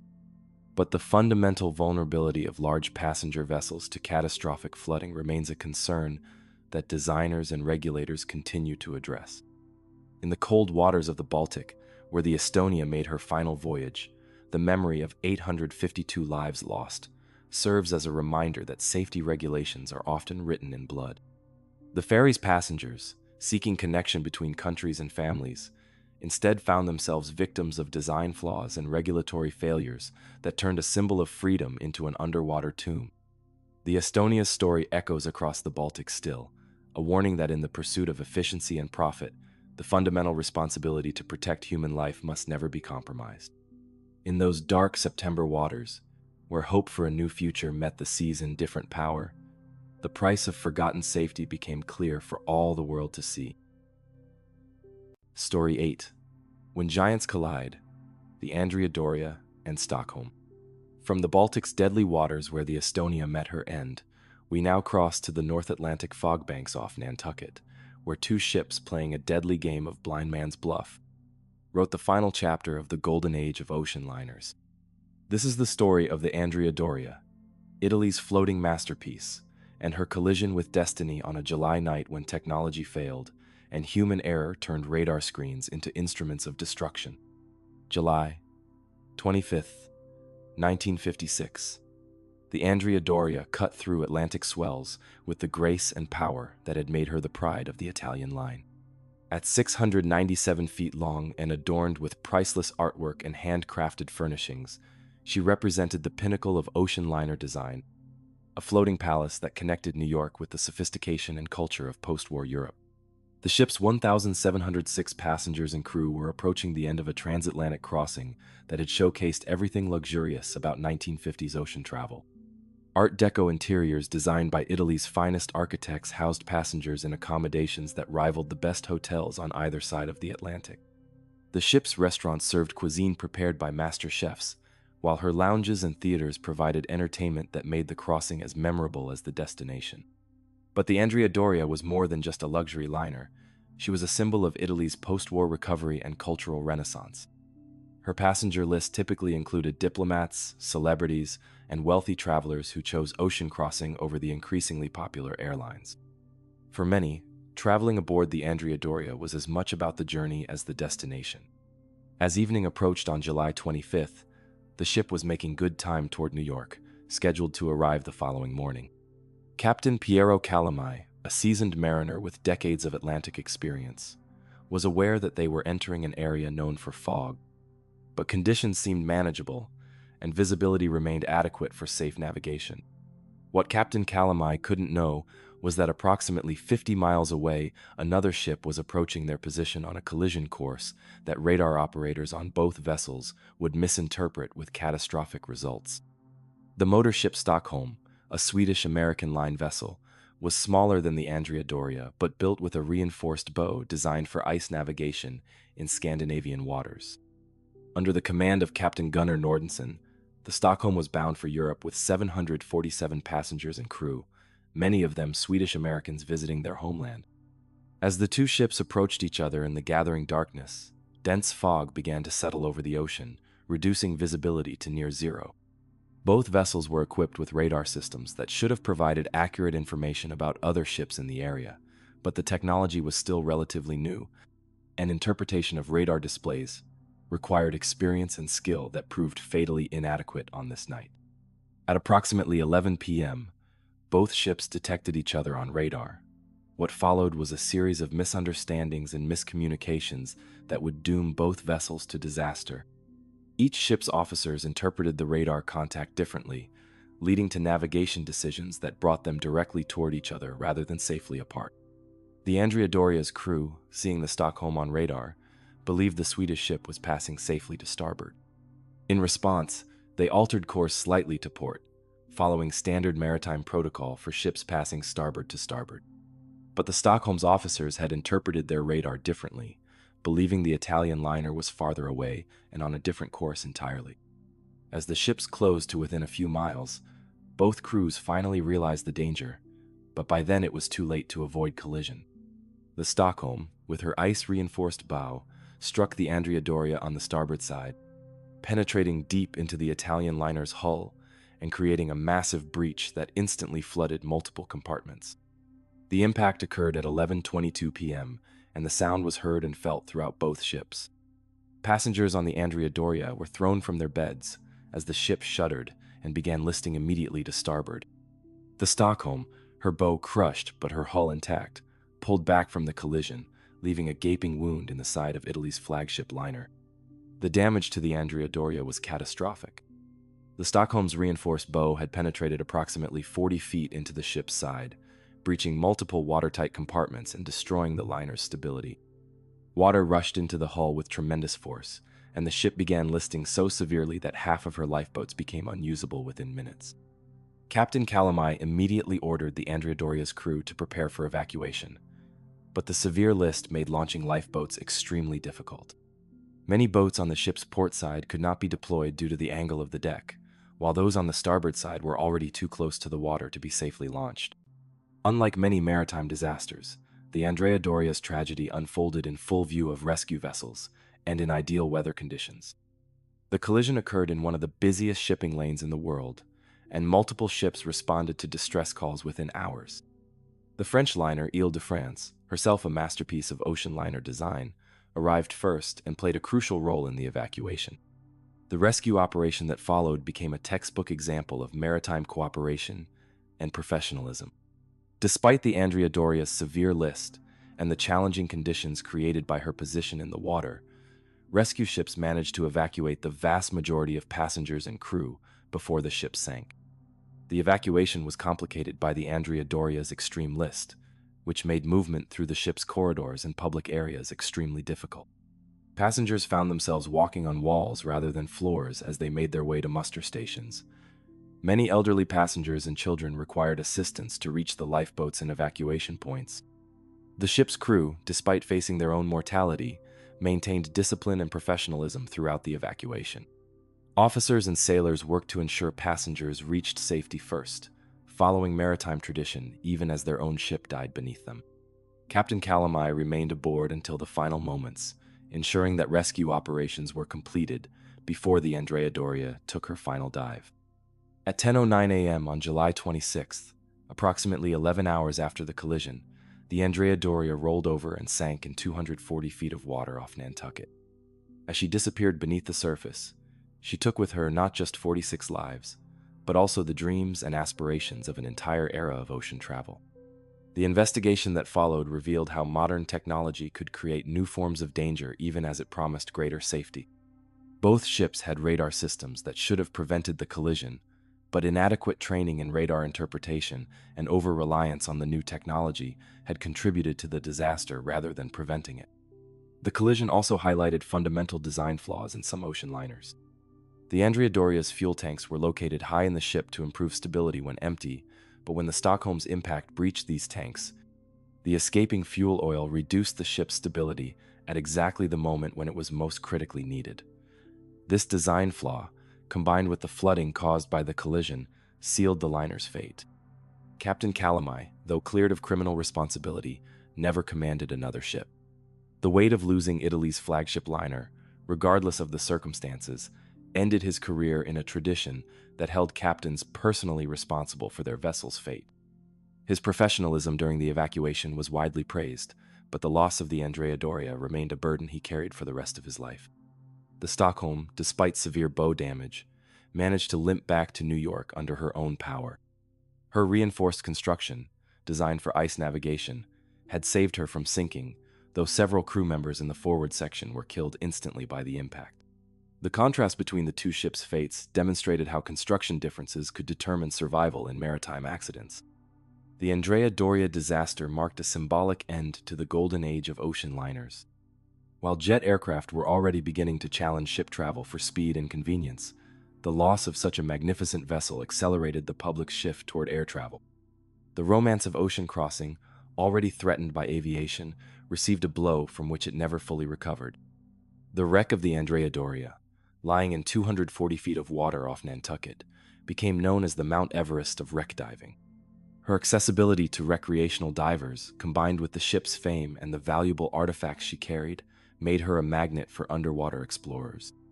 However, the wreck's depth, strong currents, and deteriorating structure have claimed the lives of more than a dozen divers over the decades. Diving the Andrea Doria became both a pilgrimage and a test of skill for the diving community. The ship's luxury fittings, artwork, and personal belongings of passengers created an underwater museum, but one guarded by dangerous conditions that demanded respect and expertise. Each dive revealed more about the ship's final moments while adding to the toll of those who underestimated the ocean's dangers. The legal aftermath of the collision established important precedents in maritime law. The complex questions of liability, radar interpretation, and international shipping regulations were thrashed out in courts on both sides of the Atlantic. The case became a landmark in maritime jurisprudence, influencing how collision cases would be handled for decades to come. For the families of the 46 victims, the disaster was complicated by the fact that most lives were lost in the initial impact, rather than during the evacuation. Unlike disasters where rescue efforts might have made a difference, those who died aboard the Andrea Doria were killed instantly when the Stockholm's bow tore through passenger accommodations. Their families faced the harsh reality that no amount of preparation or heroism could have saved their loved ones. The collision also revealed the psychological impact of radar technology on maritime navigation. Officers on both ships had become overly dependent on their radar displays, trusting electronic information over visual observation and traditional navigation instincts. This over-reliance on technology, combined with inadequate training in radar interpretation, created a false sense of security that contributed to the disaster. Modern investigations of the collision, using computer modeling and advanced analysis of the surviving evidence, have provided new insights into exactly how the misunderstandings developed. The radar displays that should have prevented the collision instead created a feedback loop of misinformation that brought the ships together with mathematical precision. The Andrea Doria's story became a case study in crisis management and evacuation procedures. Despite the severe damage and listing that made evacuation extremely difficult, the professionalism of the crew and the coordinated response of rescue ships saved over 1,600 lives. The contrast with earlier disasters like the Titanic demonstrated how much maritime safety had improved in the intervening decades. The ship's Italian heritage added another layer of meaning to the disaster. The Andrea Doria had been named after a 16th-century Genoese admiral and represented Italy's return to prominence in international shipping after World War II. Her loss was felt as a national tragedy, a setback to Italian prestige at a time when the country was rebuilding its international reputation. Today, the Andrea Doria continues to deteriorate on the Atlantic floor, her once elegant interiors now twisted by decades of salt water and pressure. Marine growth covers her bronze fittings, and her superstructure has begun to collapse under its own weight. Each year, the wreck becomes more dangerous to explore and less recognizable as the floating palace she once was. The legacy of the Andrea Doria extends beyond maritime safety into the broader story of technological change and human adaptation. The disaster occurred at a moment when new technologies, radar, improved radio communications, and better ship construction promised greater safety, yet human factors and training failures could still turn these advances into instruments of destruction. In the cold waters off Nantucket, where fog still gathers as it did on that July night in 1956, the Andrea Doria serves as a monument to both human achievement and human fallibility. She reminds us that the most beautiful ships, equipped with the latest technology and manned by experienced crews, remain vulnerable to the combination of circumstances that can turn routine navigation into disaster. The voices of those who survived the collision, their accounts of sliding down tilted corridors and climbing into lifeboats while a great ship died beneath them, echo still across the decades. They speak not just of a maritime disaster, but of the end of an era when crossing the ocean was itself an adventure, when ships were floating cities that connected continents with grace and style.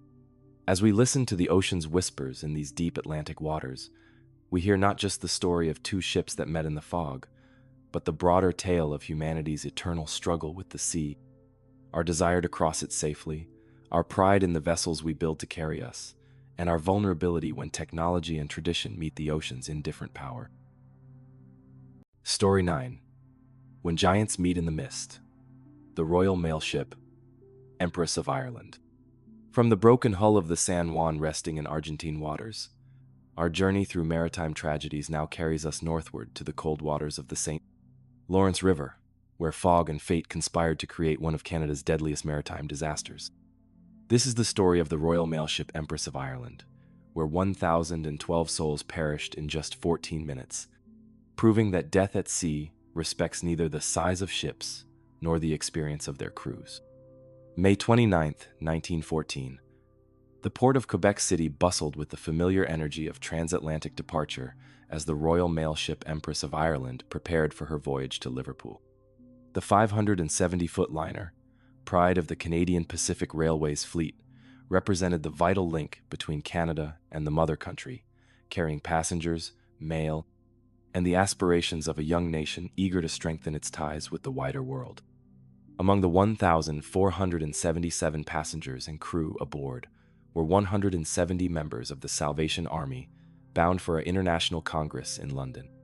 These men, women, and children represented the organization's leadership from across Canada, traveling together in what should have been a celebration of faith and fellowship.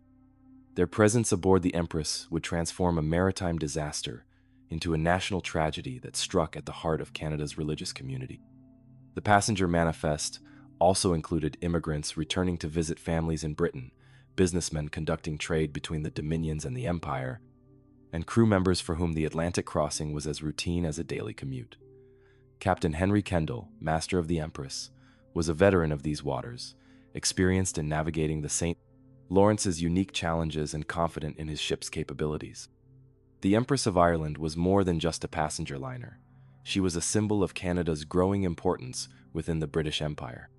Her regular service between Quebec and Liverpool carried not just people and cargo, but the cultural and economic bonds that connected the New World with the Old. For many passengers, particularly those in steerage, the crossing represented opportunity, adventure, and connection to distant family. As the evening of May 29th approached, the Empress departed Quebec City on schedule, beginning her journey down the St. Lawrence River toward the open Atlantic. The initial portion of the voyage proceeded normally, with passengers settling into their cabins and the ship's routine taking hold. Many had made this crossing before and were familiar with the liner's amenities and the rhythm of ocean travel. But the St. Lawrence River, despite its role as a major shipping route, posed unique navigation challenges. The relatively narrow waterway, combined with frequent fog and heavy commercial traffic, created conditions where experienced mariners had to exercise constant vigilance. On this night, nature was preparing to test both human skill and mechanical reliability to their limits. As the Empress made her way downriver, fog began to settle over the water, reducing visibility and forcing Captain Kendall to reduce speed and post extra lookouts. Fog on the St. Lawrence was common, and maritime protocols existed for safe navigation in these conditions. Ships were required to sound fog signals, maintain reduced speed, and exercise extreme caution when meeting other vessels. Unknown to those aboard the Empress, another ship was approaching through the same fog bank. The Norwegian coal steamer Storstad, bound for Montreal with a cargo of coal, was making her way upriver toward her destination. Captain Thomas Anderson, master of the Storstad, was also aware of the deteriorating visibility and had taken appropriate precautions for safe navigation. The Storstad was a smaller vessel than the Empress, but her construction included reinforced plating designed for ice navigation in Norwegian waters. This strengthening, which made her an efficient cargo carrier in harsh conditions, would prove tragically significant when the two ships encountered each other in the fog. At approximately 1:55 a.m. on May 30th, the two vessels sighted each other through the mist at dangerously close range. Both captains attempted to maneuver their ships to avoid collision, but the combination of fog, momentum, and the physics of ship handling in confined waters made disaster inevitable. The Storstad's reinforced bow struck the Empress of Ireland on her starboard side, penetrating deep into the passenger liner's hull and creating a massive breach below the waterline. The impact was felt throughout both ships, awakening passengers and crew to the reality that something catastrophic had occurred. Water began flooding into the Empress immediately, rushing through the gash torn by the Storstad's bow. The liner's watertight compartments, designed to contain flooding from minor damage, were overwhelmed by the size and location of the breach. Within minutes, the ship developed a severe list to starboard that made normal movement through her corridors and stairways nearly impossible. Captain Kendall immediately recognized the severity of the damage and ordered the ship's distress whistle to be sounded. The Empress's crew attempted to launch lifeboats, but the rapidly increasing list made this process extremely difficult. Boats on the ship's port side became inaccessible due to the angle of the deck, while those on the starboard side were already too close to the water for safe deployment. The speed of the Empress's sinking was unprecedented among major passenger ship disasters. Unlike the Titanic, which took nearly 3 hours to sink, or other maritime tragedies that allowed time for organized evacuation, the Empress of Ireland was clearly doomed within minutes of the collision. Her rapid list and flooding left little time for the careful evacuation procedures that might have saved more lives. Passengers awakened by the collision found themselves in a nightmare scenario. Corridors that had been level when they went to sleep were now slanted at impossible angles. Personal belongings slid across cabin floors, and the familiar landmarks of the ship's interior became disorienting obstacles as passengers struggled to reach the upper decks. Many passengers never made it out of their cabins. The rapid flooding, combined with the ship's severe list, trapped hundreds below decks as corridors became impassable and stairways turned into nearly vertical climbs. Families were separated in the chaos. Children lost track of parents, and elderly passengers were unable to navigate the tilted passages that led to safety. The Salvation Army contingent, traveling together in adjacent cabins, suffered particularly heavy losses. Most of the 170 members of the group perished, including the organization's Canadian leadership and entire families who had been looking forward to the London Congress. Their loss represented not just individual tragedies, but the decimation of an entire religious community's leadership structure. Those passengers who managed to reach the upper decks faced the choice between staying aboard a clearly sinking ship or entering the frigid waters of the St. Lawrence. The river's temperature, even in late May, was cold enough to cause rapid hypothermia and death for anyone not properly equipped for survival in the water.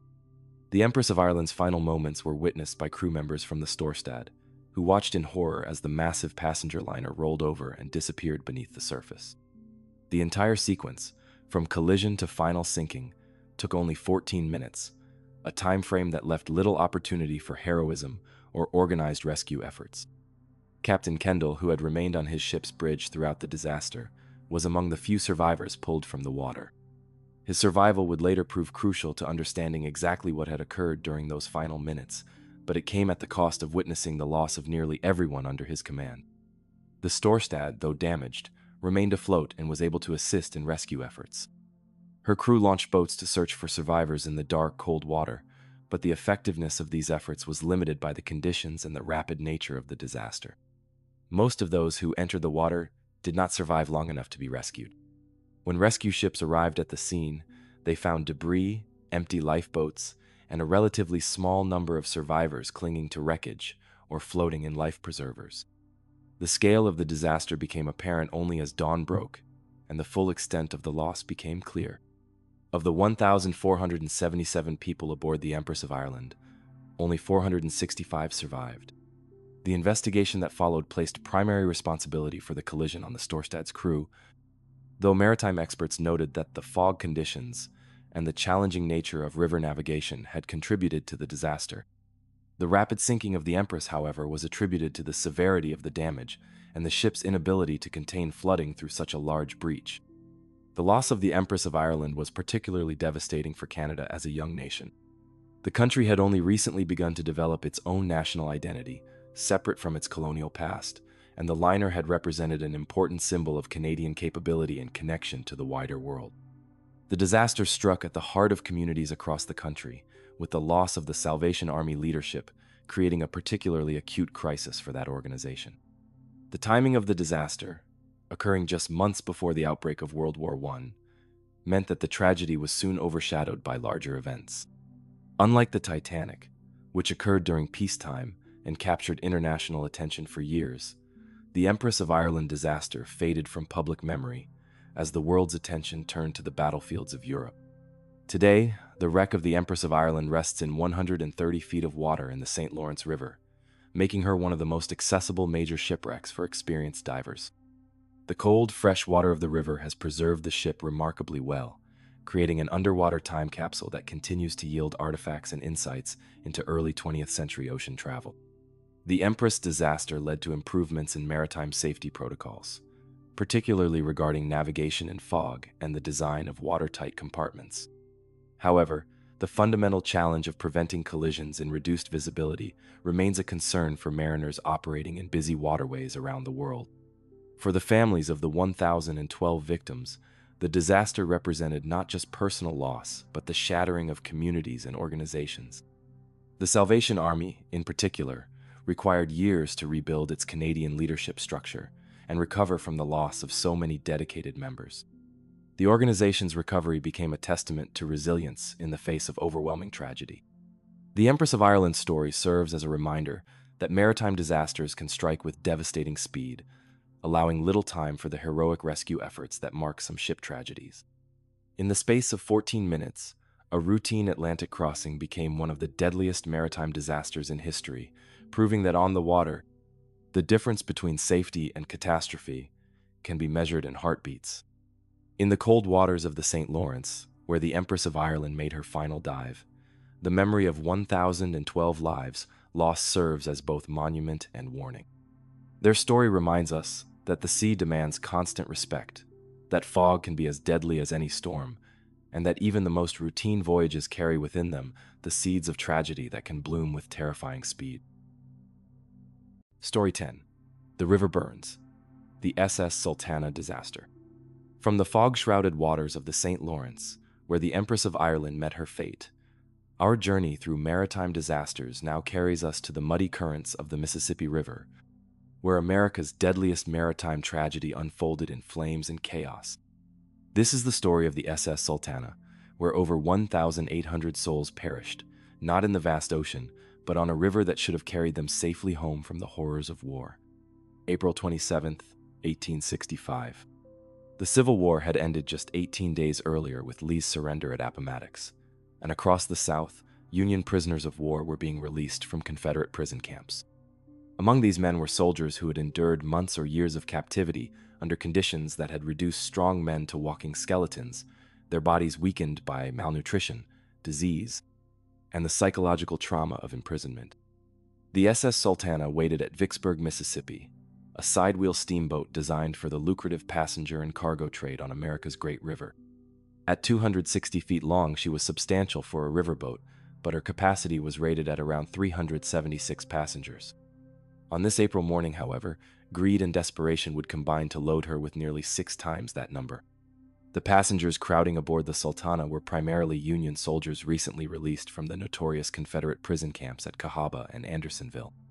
These men, weakened by their captivity but desperate to reach home, represented human cargo far more valuable to the steamboat company than any material freight. The government was paying $5 per enlisted man and $10 per officer transported, substantial sums that created powerful incentives to pack as many soldiers as possible aboard each vessel. Captain J. Cass Mason, master of the Sultana, was well aware that his ship was being dangerously overloaded. But the financial pressures of riverboat operation in wartime made the lucrative transport contract irresistible. The war had disrupted normal commercial traffic, and carrying soldiers north represented one of the few profitable opportunities available to steamboat operators.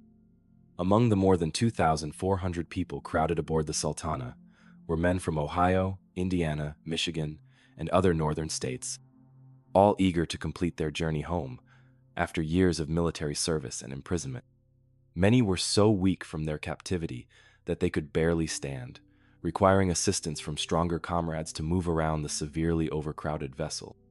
The Sultana's design, typical of Mississippi River steamboats, prioritized cargo capacity and shallow draft over passenger safety. Her wooden construction, multiple decks, and coal-fired boilers created a vessel that was essentially a floating tinderbox. Fire was a constant danger on river steamers, but the Sultana's overcrowding would transform this routine hazard into an unprecedented catastrophe. The ship's 4 boilers, already stressed by the demands of fighting the Mississippi's strong current while carrying such an enormous load, had been showing signs of strain. One boiler had developed a leak and received hasty repairs at Vicksburg, but the work was done quickly and with substandard materials to avoid delays that would cost money and potentially lose the lucrative transport contract.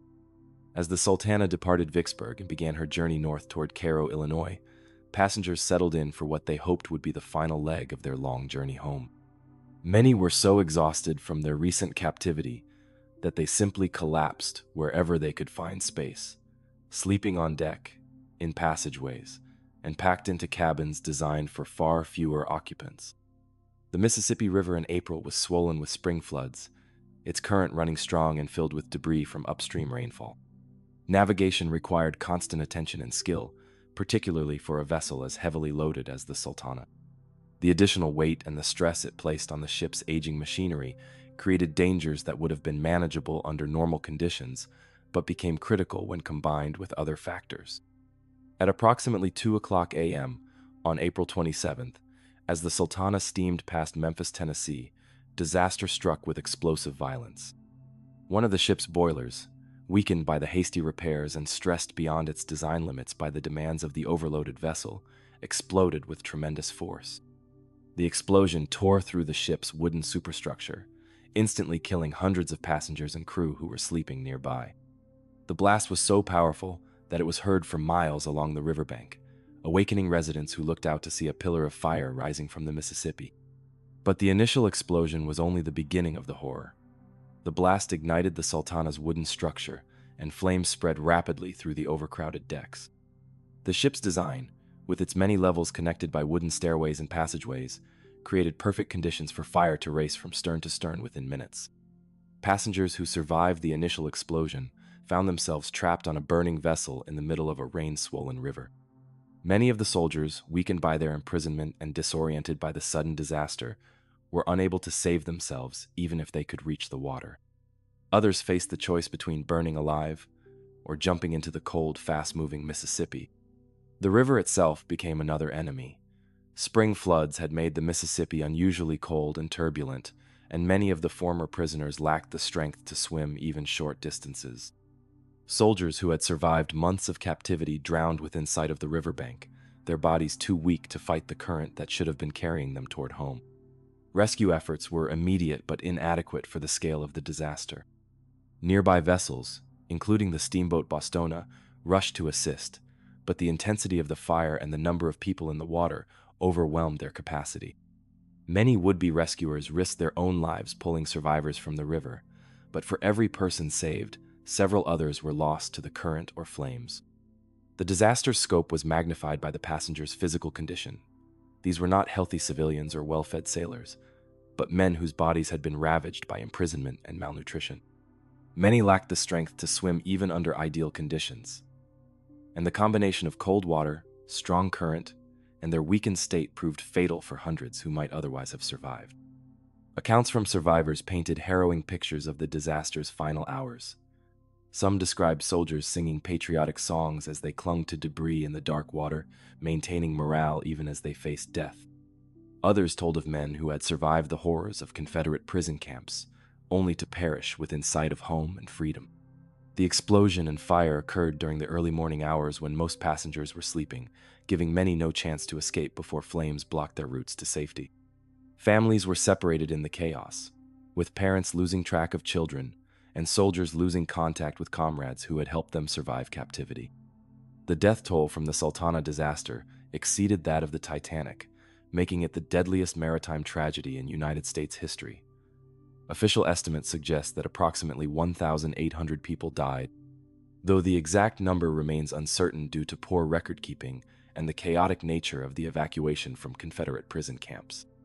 The timing of the disaster proved tragically significant for its place in American memory.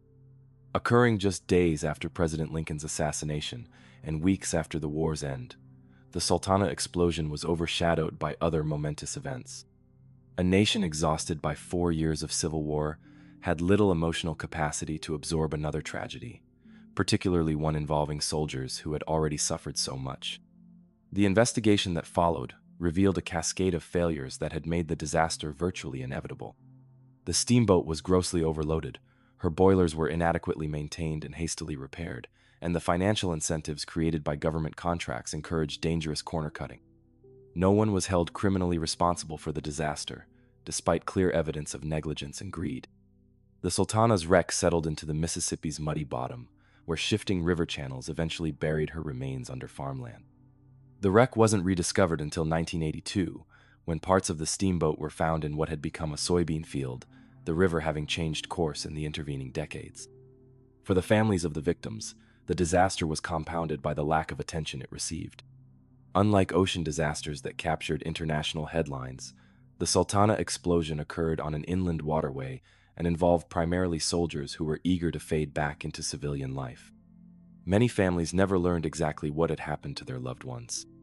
The disaster highlighted the dangerous conditions that existed in post-war transportation, where the rush to demobilize millions of soldiers created pressures that overwhelmed safety considerations. The same eagerness to return to normalcy that drove soldiers to accept passage on overcrowded vessels also led operators to prioritize profit over passenger safety. Modern analysis of the disaster has revealed additional factors that contributed to the catastrophic loss of life. The Sultana's boiler design was known to be problematic, and similar explosions had occurred on other Mississippi River steamers. The combination of poor maintenance, hasty repairs, and excessive loading created conditions that made disaster nearly inevitable. The human cost of the Sultana disaster extended beyond the immediate loss of life. Many survivors suffered severe burns and injuries that affected them for the rest of their lives. Others experienced what we would now recognize as post-traumatic stress, compounded by their earlier experiences as prisoners of war. The psychological impact of surviving such a disaster, after enduring months of captivity, left lasting scars on those who lived to tell the story. The Sultana tragedy also highlighted the broader problems facing veterans of the Civil War. These men, having survived the horrors of battle and imprisonment, faced a society that was eager to forget the war's trauma and move forward. The disaster became a metaphor for the nation's treatment of its veterans, initial celebration followed by neglect and forgetting. Today, the Sultana disaster remains largely unknown outside of maritime history circles, overshadowed by more famous shipwrecks and the broader narrative of Civil War history. Yet it represents the single deadliest maritime disaster in American history, a tragedy that claimed more lives than the Titanic while occurring on a river that should have been a highway to safety and home. In the muddy waters of the Mississippi, where the Sultana's remains rest beneath modern farmland, the memory of 1,800 lives lost serves as a reminder that greed and negligence can turn even routine journeys into disasters of unprecedented scale. The soldiers who survived the battlefields and prison camps of the Civil War deserved better than to perish in flames on a river that should have carried them home to the families who had waited years for their return. The Sultana's story speaks to the broader themes of war and its aftermath, the eagerness to return to normalcy, the pressure to cut costs and move quickly, and the human cost when safety becomes secondary to profit. In the end, the disaster that claimed more American lives than any other shipwreck occurred not in the vast ocean, but on the nation's own great river, a highway that had carried generations safely across the continent, but became for one terrible night a corridor of death for those who had already given so much in service to their country. Story 11. Death at the Dock. The SS Eastland Disaster. From the burning waters of the Mississippi, where the Sultana met her tragic end, our journey through maritime disasters now brings us to the heart of industrial America, where the SS Eastland capsized while still tied to her dock in Chicago. This is the story of how safety regulations meant to save lives instead contributed to one of the deadliest inland maritime disasters in American history, proving that tragedy can strike even before a ship leaves port. July 24th, 1915.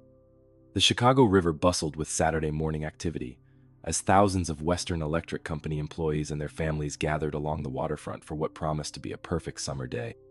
The company's annual picnic was a beloved tradition, offering workers a rare opportunity to escape the city's heat and enjoy a day of recreation at Michigan City, Indiana, across Lake Michigan.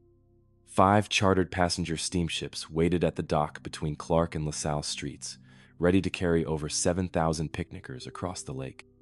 Among these vessels was the SS Eastland, a 265-foot excursion steamer that had become notorious among Chicago mariners for her unstable design and troublesome handling characteristics. The Eastland represented the pinnacle of Great Lakes passenger vessel design, built for speed and capacity rather than seaworthiness. Her sleek profile and large passenger decks could accommodate over 2,500 people, making her profitable for excursion operators, but creating inherent stability problems that would prove fatal when combined with other factors. The ship's reputation for rolling heavily in even modest seas had earned her the nickname, the Crank, among sailors who knew her tendencies. Previous incidents had demonstrated her problematic stability, but these warnings had been largely ignored by operators focused on maximizing passenger capacity and profits from the lucrative excursion trade. On this particular morning, the Eastland's problems were compounded by recent modifications required by federal safety regulations enacted following the Titanic disaster. The new laws mandated additional lifeboats and safety equipment, but the extra weight of these items, mounted high on the ship's superstructure, further raised her center of gravity and decreased her stability. The irony was profound. Safety equipment installed to protect passengers in the event of a shipwreck had made the ship more likely to capsize in the first place. The Eastland had become a victim of well-intentioned regulations that failed to account for the complex physics of ship stability and the individual characteristics of different vessel types. As passengers began boarding around 6:30 a.m., the Eastland's crew should have been monitoring the ship's stability and controlling the loading process to maintain proper trim. However, the pressure to load passengers quickly and the excitement of the company picnic created conditions where these critical safety procedures were overlooked or ignored. The passengers boarding the Eastland were primarily working-class families from Chicago's Czech and Polish immigrant communities, employees of Western Electric who viewed the annual picnic as one of the year's highlights. Parents with children, young couples, and extended families climbed aboard the steamer, eager to begin their day of recreation and escape from the industrial city. Many passengers naturally gravitated toward the upper decks and the ship's port side, seeking better views of the river and the departure process. This concentration of weight high above the waterline and on one side of the vessel created exactly the conditions that the Eastland's design was least capable of handling safely. At approximately 7:28 a.m., as the final passengers were boarding and the ship prepared to depart, the Eastland began listing noticeably to port. What started as a gentle lean quickly became something far more serious, as the ship's center of gravity shifted beyond the point of no return. Captain Harry Pedersen and his crew recognized the danger immediately and attempted to correct the list by adjusting the ship's ballast tanks. Water was pumped from port to starboard tanks in a desperate effort to restore stability, but these measures proved inadequate against the fundamental physics of an overloaded vessel with too high a center of gravity. Passengers on deck initially treated the listing as amusing, joking about the ship's movement and gathering along the port rail to watch the water approach. Many had no understanding of naval architecture or the deadly serious nature of what was occurring beneath their feet. Their laughter would soon turn to screams of terror. At 7:30 a.m., the Eastland reached her critical angle of stability and kept rolling. The ship capsized completely to port while still tied to the dock, trapping hundreds of passengers below decks and throwing others into the Chicago River. The disaster unfolded in full view of horrified onlookers on shore, many of whom were family members waiting to board other vessels. The speed of the capsizing was devastating. Passengers below decks found themselves trapped as the ship rolled over, with furniture, pianos, and heavy fixtures sliding across compartments and crushing those who couldn't escape. Water rushed in through open portholes and doorways, drowning passengers who might otherwise have survived the impact. Above deck, chaos reigned as over 2,500 people suddenly found themselves on what had been the ship's side, now horizontal in the water. Many were immediately thrown into the river, while others clung desperately to the hull as it settled. The water depth at the dock was only about 20 feet, but for non-swimmers and those trapped under debris, it might as well have been 20,000. The rescue effort began immediately, but was hampered by the ship's position and the number of people in the water. Bystanders on shore threw life preservers, ropes, and anything that might float, while boats rushed to the scene from throughout the Chicago River system. Windows were broken in the ship's hull to allow rescuers to reach trapped passengers, but for many, help came too late. The Chicago Fire Department, police, and Coast Guard responded with all available resources, but the scale of the disaster overwhelmed their capabilities. Bodies were pulled from the water in the ship's interior for hours after the capsizing, while survivors were treated for injuries and shock at improvised medical stations along the riverfront. The death toll was staggering. 844 people perished in the disaster, including 220 children.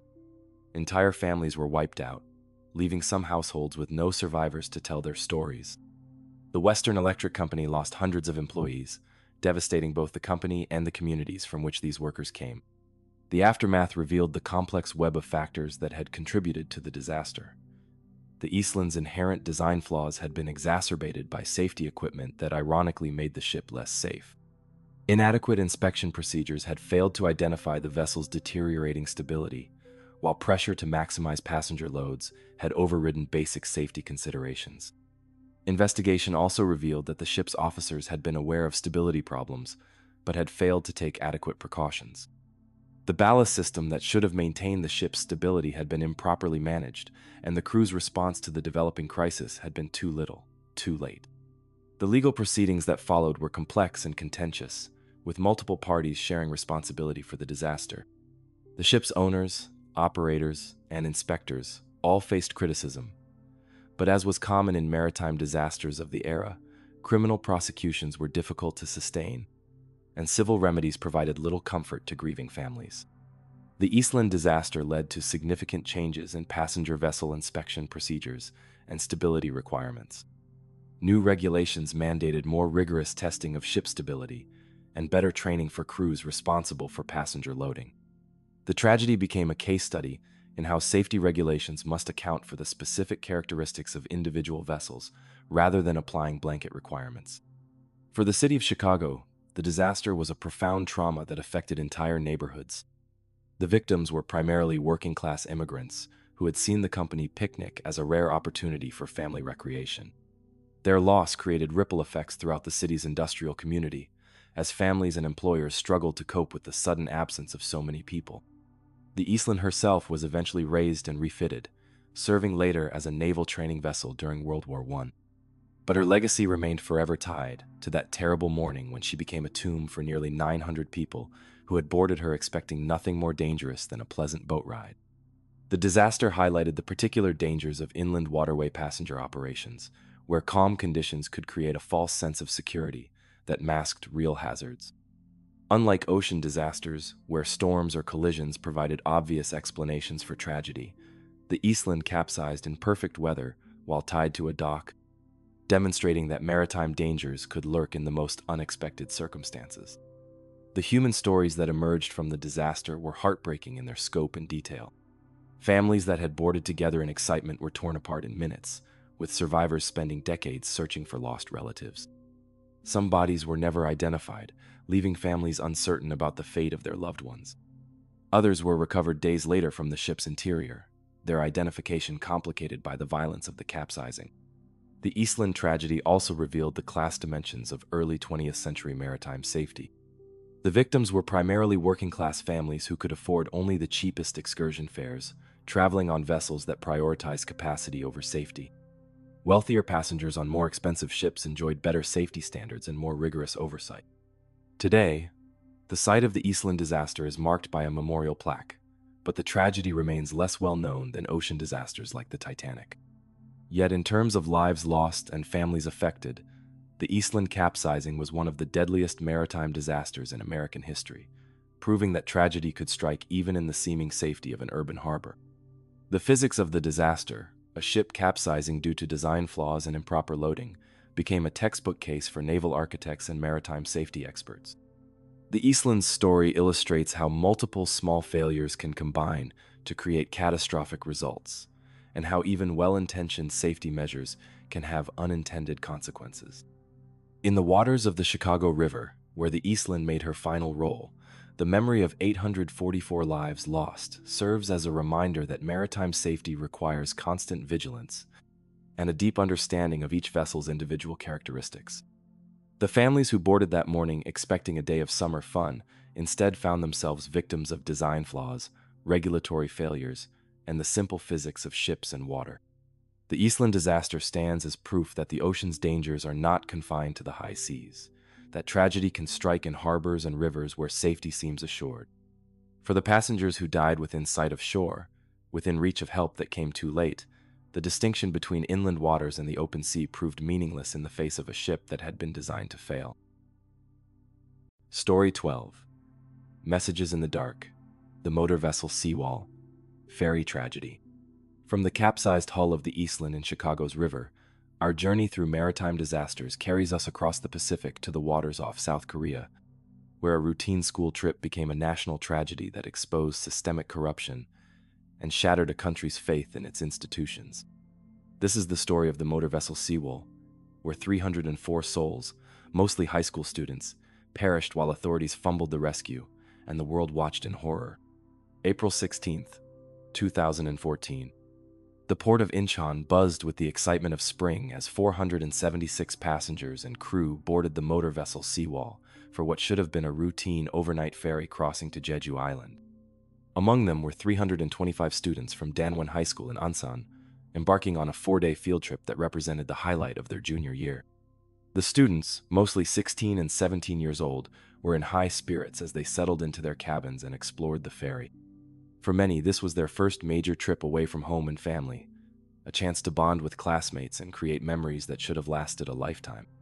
They took selfies on deck, sent messages to friends and family, and looked forward to exploring Jeju's beaches and volcanic landscapes. The Seawall was a substantial vessel, originally built in Japan and later modified to increase passenger capacity for the profitable route between the mainland and Korea's largest island. At 476 feet long, she could carry over 900 passengers and hundreds of vehicles, making her one of the workhorses of Korea's domestic ferry system. But beneath her routine exterior, the Seawall carried the seeds of disaster. The ship had been extensively modified to add passenger cabins and cargo capacity, changes that raised her center of gravity and made her less stable than her original design intended. These modifications had been approved by regulators who prioritized economic efficiency over safety margins. Captain Lee Jun-suk, a veteran mariner with decades of experience, had taken command of the Seawall relatively recently and was still becoming familiar with her handling characteristics. The ship's altered stability meant she required more careful attention to loading and navigation than her crew fully understood, setting the stage for tragedy when routine procedures proved inadequate. As the Seoul departed Incheon on the evening of April 15th, passengers settled in for the overnight crossing. Students gathered in common areas to talk and laugh, while other passengers, families with children, truck drivers, and business travelers prepared for the journey to Korea's vacation island. The weather was clear, seas were calm, and nothing suggested the coming disaster. The ferry's cargo hold was loaded with 3,608 tons of freight, significantly more than the recommended maximum.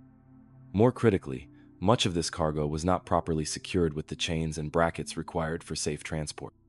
This seemingly minor oversight would prove catastrophic when the ship's motion shifted the unsecured freight during a turn. At 8:48 a.m. on April 16th, as the Seawall approached the treacherous waters near Jindo Island, third mate Park Han-gyeol took the helm from the more experienced helmsman and ordered a sharp turn to starboard. The change in course was routine, part of the standard navigation through the island passages, but the inexperienced officer executed it too quickly and sharply for a ship with the Seawall's modified stability characteristics. The sharp turn caused the inadequately secured cargo to shift dramatically to one side of the ship. Containers, trucks, and other freight slid across the cargo deck, creating a massive weight imbalance that the Sewol's compromised stability could not handle. The ship began listing to port, and as more cargo shifted, the list increased beyond the point of recovery. The initial listing might have been manageable if proper emergency procedures had been followed immediately, but Captain Lee, who had left the bridge during the critical maneuver, was not present when the crisis began. By the time he returned and assessed the situation, the ship was already listing so severely that recovery was impossible. At 8:52 a.m., just 4 minutes after the fatal turn, the Sewol transmitted her first distress call. But rather than immediately ordering evacuation, Captain Lee and his crew seemed uncertain about the appropriate response. The ship's intercom system began broadcasting messages telling passengers to remain in their cabins and wait for further instructions, commands that would doom hundreds of students who obediently followed orders from authority figures. The students, trained from childhood to respect authority and follow instructions without question, remained in their cabins even as the ship's list increased dramatically.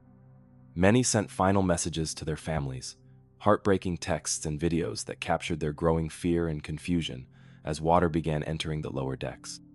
These digital messages, later recovered from victims' phones, provided a haunting real-time record of the disaster. Students joked nervously about the Titanic while recording videos of their tilting cabins, not yet understanding that their situation was far more dire than they imagined. Some sent final messages of love to parents and siblings, unknowingly saying goodbye forever. As the ship's list exceeded 45 degrees, passenger movement became nearly impossible. Corridors that had been level became steep slopes, and escape routes were blocked by furniture and debris sliding toward the ship's low side. Students who tried to leave their cabins found themselves trapped in passageways that had become vertical climbing challenges. The Coast Guard response, which should have been swift and professional, was marked by confusion, delays, and miscommunication. The first rescue helicopter arrived at the scene around 9:30 a.m., but instead of beginning immediate water rescues, it focused on evacuating the ship's officers and crew. Captain Lee was among the first to be rescued, abandoning his passengers in direct violation of maritime tradition and law. The rescue operations priorities seemed backwards to horrified observers. While crew members were being pulled to safety, hundreds of students remained trapped inside the listing vessel, following orders to stay in their cabins. Coast Guard officers continued to broadcast messages telling passengers to remain inside, even as it became clear that the ship was sinking. Local fishing boats and civilian vessels responded more quickly and effectively than official rescue units, pulling survivors from the water and attempting to reach trapped passengers. These citizen rescuers, risking their own lives in dangerous conditions, saved many who might otherwise have perished. But their efforts were hampered by the Coast Guard's failure to coordinate an effective rescue operation. At 10:17 a.m., approximately 90 minutes after the crisis began, the Sewol completely capsized and began sinking bow first.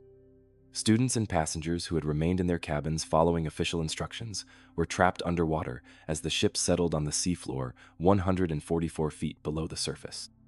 Only 172 people survived the disaster, most of them passengers who had ignored instructions and reached the deck in time to jump into the sea. The death toll was devastating. 304 people lost their lives, including 250 students whose young faces soon covered newspapers and television screens across Korea. Entire classrooms were wiped out, leaving their school and community to grapple with losses that seemed incomprehensible in scope and preventability. The investigation that followed revealed a web of corruption, negligence, and institutional failure that shocked Korean society. The ferry company had systematically ignored safety regulations, overloading vessels and failing to properly secure cargo. Government inspectors had accepted bribes to overlook violations, while Coast Guard procedures proved inadequate for major rescue operations. Captain Lee and several crew members were charged with murder for abandoning their passengers, highlighting the moral and legal responsibilities that ship officers bear for those under their care. The captain's early evacuation while students remained trapped became a symbol of failed leadership and institutional cowardice that resonated far beyond maritime circles. The disaster exposed deeper problems in Korean society, including excessive deference to authority that prevented students from making their own decisions about evacuation. The students' compliance with instructions to remain in their cabins, even as the ship listed dangerously, reflected cultural values that prioritized obedience over individual judgment in crisis situations. Public grief turned to rage as the scale of preventable failures became clear. Families of victims organized protests, demanding accountability and transparency, challenging government officials who seemed more concerned with damage control than justice. The disaster became a catalyst for broader discussions about corruption, safety culture, and institutional responsibility in modern Korea. The seawall was eventually raised from the seafloor in 2017, a complex operation that brought closure to some families while reopening wounds for others. Personal belongings recovered from the ship, student ID cards, cell phones, and homework assignments provided heartbreaking reminders of the young lives lost and the futures that would never be realized. The ferry's recovery also revealed additional evidence of the cargo securing failures that had triggered the disaster. Investigators found massive cargo containers that had broken free from inadequate restraints, confirming that the tragedy was entirely preventable with proper loading procedures and safety oversight. For Korean society, the Sewol disaster represented more than a maritime accident. It became a symbol of systemic failures that put profit ahead of safety and authority ahead of accountability. The loss of so many young people, representing Korea's future, struck at the heart of a culture that placed enormous value on education and youth. The disaster led to significant changes in ferry safety regulations, Coast Guard procedures, and corporate accountability laws. But for many Koreans, these reforms came too late to restore faith in institutions that had so spectacularly failed in their most basic duty to protect the innocent. Today, the Sewol rests as a memorial, while the waters off Jindo Island serve as both gravesite and reminder of the 304 lives lost. Yellow ribbons, symbolizing the hope for the students' safe return, became permanent symbols of remembrance and demands for justice that continue to resonate in Korean society. The messages that students sent from the sinking ferry, final communications of love, fear, and confused hope, remain among the most heartbreaking documents of maritime disaster. These digital artifacts capture not just individual tragedies, but the broader failure of systems and institutions that should have protected the most vulnerable. In the cold waters off Korea's coast, where the Sewol made her final dive, the memory of 304 souls serves as a reminder that maritime safety requires more than regulations and equipment. It demands integrity, competence, and the moral courage to put human life above all other considerations. For the students who died following orders from adults who had already abandoned them, the distinction between authority and responsibility became tragically clear only in their final moments beneath the waves. Story 13. The Ice Takes All, the Franklin Expedition's Final Voyage. From the modern tragedy of the Sewol in Korean waters, our journey through maritime disasters now carries us backward through time to the Arctic ice, where 129 British sailors vanished into the frozen wilderness, pursuing glory and the legendary Northwest Passage. This is the story of the Franklin Expedition, where two of the Royal Navy's finest ships became tombs in the ice, and where the search for passage became a descent into cannibalism, madness, and death. May 19th, 1845. The Thames bustled with the pageantry of imperial departure as HMS Erebus and HMS Terror prepared to leave England on what promised to be the final chapter in humanity's quest to conquer the Arctic. The two ships, veterans of Antarctic exploration, had been retrofitted with the finest technology available: steam engines, iron-reinforced hulls, and 3 years' worth of provisions in the new revolutionary tinned cans. Sir John Franklin, at 59 years old, commanded this expedition with the confidence of a man who had survived previous Arctic journeys and earned the respect of the Admiralty. His 128 officers and men represented the cream of the Royal Navy, volunteers for a mission that promised to complete the mapping of the Northwest Passage and bring glory to the British Empire at the height of its power. The expedition's goals were both scientific and strategic. Successfully navigating the Northwest Passage would provide Britain with a crucial shipping route to Asia, while the detailed mapping and scientific observations would advance human knowledge of the planet's last unexplored regions. For Victorian England, this represented the perfect marriage of imperial ambition and scientific progress. The ships themselves embodied the era's confidence in technology over nature. The Erebus and Terror had been strengthened with iron plating and equipped with primitive steam engines that could drive them through ice that would trap sailing vessels. Their hulls were packed with provisions that represented the latest in food preservation technology, while their libraries contained over 3,000 books to occupy the crew during long Arctic nights. What Franklin and his men could not have anticipated was that their technological advantages would prove inadequate against the Arctic's harsh realities. The provisions that should have sustained them would become sources of poison, their iron-strengthened ships would become prisons, and their confidence in British superiority would give way to desperate struggles for survival. The expedition was last seen by European observers in July 1845, when the whaling ship Enterprise encountered them in Baffin Bay. The crews appeared in good health and spirits, confident in their mission and optimistic about their chances of success. Franklin reported good progress in fair weather, giving no indication of the horrors that awaited them in the ice-choked waters ahead. By September 1846, both ships had become trapped in the pack ice off King William Island, locked in a frozen grip that would never release them. The Arctic ice, which the expedition had expected to navigate in a single season, proved far more extensive and persistent than anyone had imagined. What should have been a passage became a prison, and what should have been exploration became a fight for survival. The crew faced their first winter trapped in the ice with relative optimism. Their provisions were adequate, their ships were warm and secure, and they had confidence that the ice would break up in the spring, allowing them to complete their mission. But the Arctic had other plans, and the ice that should have released them only grew thicker and more permanent. As months turned to years, the expedition faced mounting challenges that would have tested even the hardiest explorers. The canned provisions that should have sustained them began to reveal their deadly secret. The lead solder used to seal the tins was leaching into the food, slowly poisoning the crew with heavy metals that affected their judgment, coordination, and overall health. Scurvy, the sailors' traditional enemy, began to ravage the crew as their vitamin C supplies dwindled. Men who had been strong and healthy began suffering from bleeding gums, loose teeth, and the joint pain that marked the onset of this deadly deficiency disease. Their bodies began failing them just when physical strength was most crucial for survival.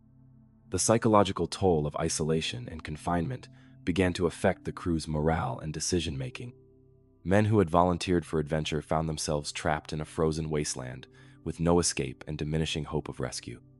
The darkness of the Arctic winter, lasting for months, created conditions that would challenge even the strongest minds. Sir John Franklin himself died on June 11, 1847, though the cause of his death remains unknown. His loss deprived the expedition of its most experienced Arctic explorer and left command to men who were increasingly affected by lead poisoning and the stress of their desperate situation. Leadership became fragmented just when decisive action was most needed. By April 1848, the situation had become hopeless.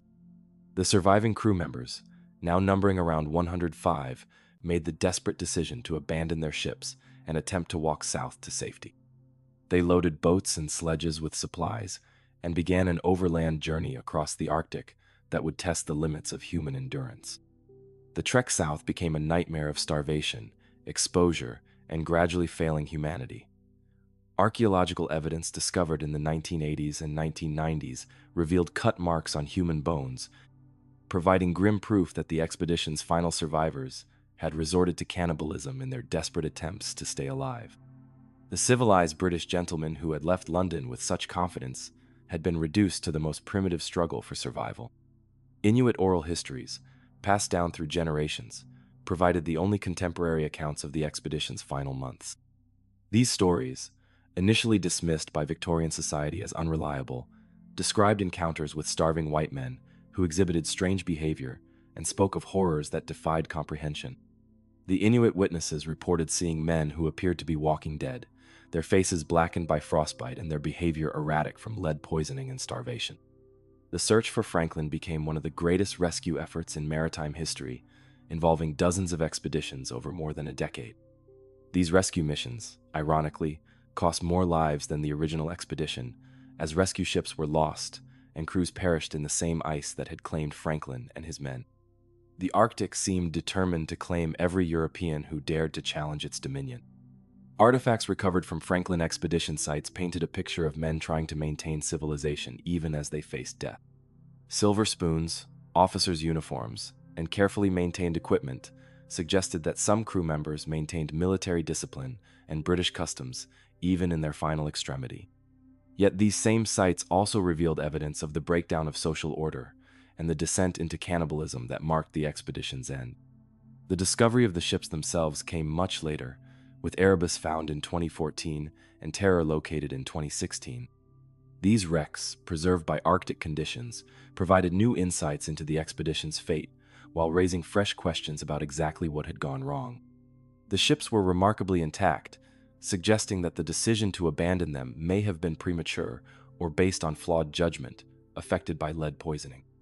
The Franklin expedition became a watershed moment in Arctic exploration, marking the end of the era when European confidence and technology seemed sufficient to conquer any environment. The disaster highlighted the Arctic's unique dangers and the inadequacy of equipment and strategies designed for temperate climates. The expedition's failure also revealed the cultural blindness that prevented European explorers from learning from indigenous knowledge.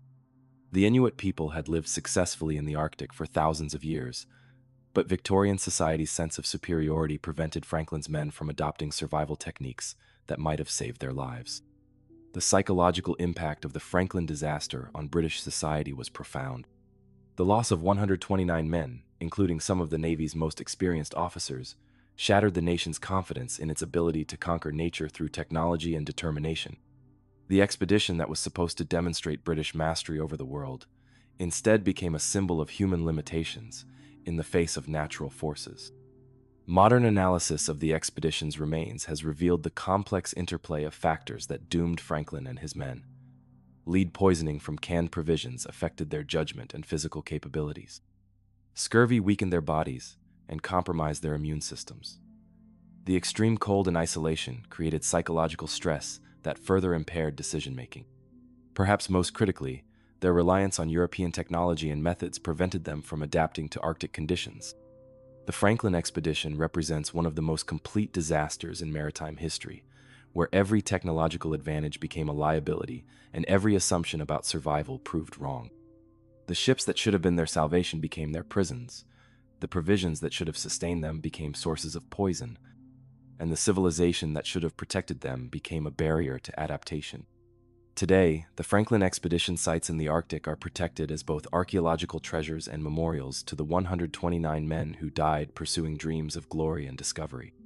Their story serves as a reminder that the natural world demands respect and humility, and that human ambition, no matter how well equipped or confidently pursued, remains vulnerable to forces beyond our control. In the ice-locked waters of the Arctic, where the Erebus and Terror made their final berth, the memory of Franklin's men serves as both tribute and warning. Their courage in facing the unknown was matched only by their tragic underestimation of the challenges they would face. Their story reminds us that some frontiers demand not just bravery and technology, but wisdom, adaptability, and respect for the environment and peoples who call such harsh places home. The voices of Franklin's men, preserved in the few written records that survived their ordeal, speak across the centuries of duty, desperation, and the gradual dissolution of everything they thought they knew about survival and civilization. In the end, the Arctic took not just their lives, but their certainties about humanity's place in the natural order, leaving behind only questions frozen in the ice. Story 14. The Humanity in Hell, the Royal Mail Ship Laconia Incident. From the frozen graves of the Franklin expedition in Arctic ice, our journey through maritime disasters now carries us into the submarine-haunted waters of World War II, where a German U-boat attack became one of history's most complex rescue operations. This is the story of the Royal Mail ship Laconia, where enemy and ally roles blurred in the face of human suffering, and where an act of mercy was answered with bombs from the sky. September 12, 1942. The South Atlantic stretched endlessly under a moonless sky as the Royal Mail ship Laconia steamed northward from Cape Town toward Liverpool, carrying human cargo that represented the complex realities of global warfare. The 19,695-ton Cunard liner, pressed into service as a troopship, bore 2,732 souls, whose fates would become intertwined in one of the war's most morally complicated maritime disasters. Among her passengers were British civilians evacuating from South Africa, Allied military personnel returning to the European theater, and 1,800 Italian prisoners of war captured during the North African campaign.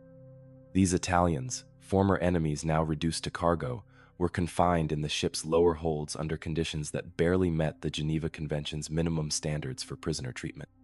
The Laconia's voyage had proceeded routinely through waters that had seen countless ships sunk by German U-boats prowling the Atlantic shipping lanes.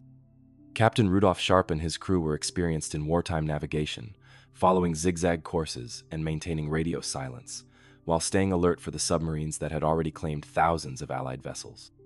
What Captain Sharp could not know was that Kapitän Lieutenant Werner Hartenstein, commanding U-156, had been tracking the Laconia for hours, positioning his submarine for an attack that would follow the established rules of unrestricted submarine warfare. To Hartenstein, the ship represented a legitimate military target, carrying Allied troops and supplies. At 8:07 p.m., U-156 fired 2 torpedoes that struck the Laconia's port side, tearing massive holes in her hull and triggering explosions that could be heard for miles across the dark ocean. The impact killed dozens instantly and sent the liner into a death list that made normal evacuation procedures nearly impossible. But what followed was unlike any other submarine attack of the war. As Hartenstein surfaced his U-boat to assess the damage and ensure the ship was sinking, he heard something that would change everything. Voices crying for help in Italian. The Laconia was carrying Italian prisoners of war, Germany's own allies, and they were drowning in the darkness. The discovery that the ship carried Italian prisoners of war created an immediate moral crisis for Hartenstein. These men were not enemies, but fellow Axis soldiers who had been captured fighting for Germany's Italian allies. Under the circumstances, abandoning them to die would be both morally unconscionable and politically damaging to the Axis alliance. Hartenstein made a decision that violated every principle of submarine warfare. He ordered U-156 to begin rescue operations. The submarine surfaced fully and began pulling survivors from the water, regardless of their nationality. British civilians, Allied soldiers, and Italian prisoners were all hauled aboard the U-boat or given places in lifeboats that the submarine began towing. The rescue effort quickly expanded beyond what a single submarine could handle. Hartenstein transmitted uncoded radio messages, requesting assistance from any nearby ships, identifying himself as a German U-boat engaged in rescue operations and requesting safe passage for humanitarian purposes. The broadcasts were unprecedented in their openness and vulnerability. Other German submarines responded to Hartenstein's calls for help. U-506 and U-507, along with the Italian submarine Capellini, converged on the Laconia's position to assist in the rescue operation. The sight of Axis submarines working together to save lives created one of the war's most surreal scenes. Enemy vessels decorated with Red Cross flags, their decks crowded with survivors from multiple nations. For 4 days, this unlikely rescue operation continued. The submarines, designed for stealth and attack, became floating hospitals and refugee centers. German submariners shared their rations with British civilians, tended to wounded Italian prisoners, and maintained an atmosphere of humanity that seemed impossible in the context of global warfare. Survivors later described the extraordinary courtesy and professionalism shown by the German crews. Medical care was provided without regard to nationality, food and water were shared equally, and the submariners demonstrated genuine concern for the welfare of people who, hours earlier, had been legitimate targets for destruction. But the rescue operation existed in a bubble of humanity that the broader war was destined to burst. On September 16th, an American B-24 Liberator bomber, unaware of the rescue efforts taking place below, spotted the cluster of submarines and lifeboats. Despite clear Red Cross markings and Hartenstein's radio transmissions requesting safe passage, the aircraft attacked. The bombing was devastating and immediate. The Liberator dropped bombs and strafed the submarines and lifeboats, killing hundreds of survivors who had been pulled from the water and forcing the U-boats to crash dive for their own survival. Men who had been rescued found themselves back in the ocean, while others were killed by the same Allied forces that should have been protecting them. Hartenstein, faced with the choice between saving his submarine and continuing the rescue, chose to dive. The decision saved his crew and boat, but abandoned hundreds of survivors to their fate in the open ocean. The humanitarian mission that had begun so promisingly ended in tragedy as the realities of war reasserted themselves. The aftermath of the Laconia incident was felt throughout the German submarine service. Admiral Karl Donitz, commander of the U-boat fleet, issued the infamous Laconia order forbidding submarine commanders from attempting rescue operations or providing assistance to survivors of sunken ships. The order effectively ended any possibility of humanitarian action by German submarines for the remainder of the war. The survival rate from the Laconia sinking was tragically low. Of the 2,732 people aboard, approximately 1,600 died, either in the initial sinking, during the rescue operations, or in the days that followed as survivors succumbed to exposure, dehydration, and shark attacks. The American bombing of the rescue operation contributed significantly to this death toll.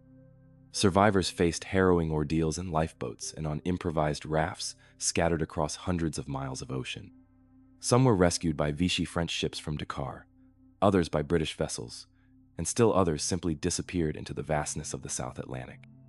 The dispersal of survivors meant that coherent accounts of the rescue and bombing took months to piece together. The moral complexity of the Laconia incident defied easy categorization within the black and white narrative that both sides preferred during wartime. German submariners had risked their lives in boats to save enemy civilians and their own allies, only to be attacked while engaged in humanitarian operations. The incident highlighted the tension between military necessity and human decency that marked so much of the maritime war. For Hartenstein and his crew, the incident represented both the best and worst of human nature under extreme circumstances. Their initial decision to rescue survivors demonstrated remarkable courage and humanity, while the subsequent bombing showed how quickly such noble impulses could be crushed by the machinery of total war. The strategic implications of the Laconia incident extended far beyond the immediate loss of life. The German order forbidding submarine rescue operations meant that future sinkings would result in higher casualty rates, as U-boat commanders could no longer risk their vessels to save survivors. The humanitarian precedent set by Hartenstein was deliberately destroyed by the very attack that had been meant to stop it. The incident also revealed the limitations of international law in regulating warfare at sea. While the Geneva Convention provided protections for prisoners of war and civilians, it offered no clear guidance for situations where submarines engaged in rescue operations. The legal and moral frameworks that governed land warfare proved inadequate for the unique circumstances of submarine conflict. Allied intelligence services struggled to understand and interpret the Laconia incident. The idea that German submarines would surface to rescue survivors contradicted established notions of Nazi brutality and submarine warfare tactics. Some officials questioned whether the rescue had been genuine or part of an elaborate deception operation. The American aircrew that bombed the rescue operation faced no consequences for their actions, as their attack was deemed militarily justified under existing rules of engagement. The presence of enemy submarines made them legitimate targets regardless of their humanitarian activities, highlighting the way military protocol could override moral considerations. For the Italian prisoners of war who survived the incident, the experience created complex loyalties and emotions. Many had been saved by German submariners who risked their lives for former allies, only to be bombed by Allied aircraft. The incident complicated their understanding of who was friend and who was enemy in a war that increasingly seemed to defy simple moral categories. The Laconia incident became a case study in the ethics of warfare and the treatment of civilians in combat zones. Military historians and ethicists have debated whether Hartenstein's actions were commendable humanitarian gestures or violations of submarine warfare doctrine that endangered his crew and mission. The psychological impact on the German submarine crews involved was profound and lasting. Many had joined the U-boat service expecting to fight military targets and enemy warships, not to watch helpless civilians drown in the aftermath of torpedo attacks. The Laconia rescue allowed them to act on humanitarian impulses that had been suppressed by military necessity. Hartenstein himself never commanded another submarine after the incident. While he was not officially punished for his actions, the implications of the Laconia order effectively ended his operational career. He spent the remainder of the war in training and administrative roles, his humanitarian instincts having made him unsuitable for the increasingly brutal submarine warfare that characterized the conflict's final years. The survivors who owed their lives to German rescue efforts faced complex emotions in the post-war period. Expressing gratitude toward enemy submariners who had saved them conflicted with the narrative of Nazi evil that dominated post-war discourse. Many chose to remain silent about the humanity they had witnessed in the midst of warfare. Documents released decades after the war revealed that both German and Allied naval commands had struggled with the implications of the Laconia incident. The German Navy used the incident to justify increasingly harsh submarine warfare tactics, while Allied forces implemented new procedures for dealing with submarine rescue operations that prioritized military objectives over humanitarian concerns. The incident also highlighted the international nature of modern warfare and the complications created when conflicts involved multiple nationalities and alliance systems. The presence of Italian prisoners aboard a British ship attacked by German submarines and bombed by American aircraft demonstrated how global warfare could create impossible moral situations. Medical personnel who treated Laconia survivors noted the psychological trauma that extended beyond the physical effects of shipwreck and exposure. Many survivors exhibited symptoms that would later be recognized as post-traumatic stress, complicated by the moral confusion of having been saved by enemies and bombed by allies. The families of those lost in the Laconia incident often struggled to understand exactly what had happened to their loved ones. The complexity of the rescue operation and subsequent bombing meant that some deaths could not be clearly attributed to the initial sinking, the rescue attempts, or the aerial attack that ended them. Modern analysis of the Laconia incident has revealed previously unknown details about the rescue operation and its aftermath. Declassified documents have shown that both German and Allied intelligence services monitored the rescue efforts in real time, making the subsequent bombing a deliberate military decision rather than a case of mistaken identity. The technological aspects of the rescue operation demonstrated both the capabilities and limitations of World War II-era submarines. The U-boats involved were able to accommodate far more survivors than their design specifications suggested, but their limited range and endurance meant that rescue operations could only be sustained for short periods. The Laconia incident influenced post-war maritime law and the development of search and rescue protocols that attempted to balance military necessity with humanitarian obligations. International agreements established procedures for protecting rescue operations while acknowledging the legitimate security concerns of military forces. For naval historians, the Laconia incident represents a unique case study in the human elements of submarine warfare. The technical aspects of torpedo attacks and submarine operations are well documented, but incidents like this provide rare insights into the moral and psychological challenges faced by submarine crews. The legacy of the Laconia incident extends beyond its immediate impact on submarine warfare doctrine. It serves as a reminder that even in the most brutal conflicts, individual acts of humanity can transcend national and ideological boundaries, creating moments of moral clarity in the midst of ethical chaos. Today, the waters of the South Atlantic, where the Laconia incident occurred, show no trace of the moral complexity that unfolded there in September 1942. But the story of German submariners risking their lives to save enemy civilians, only to be bombed by Allied aircraft, remains one of the war's most troubling and thought-provoking episodes. The incident challenges simplistic narratives about good and evil in warfare, demonstrating how military conflicts can create situations where traditional moral categories become meaningless.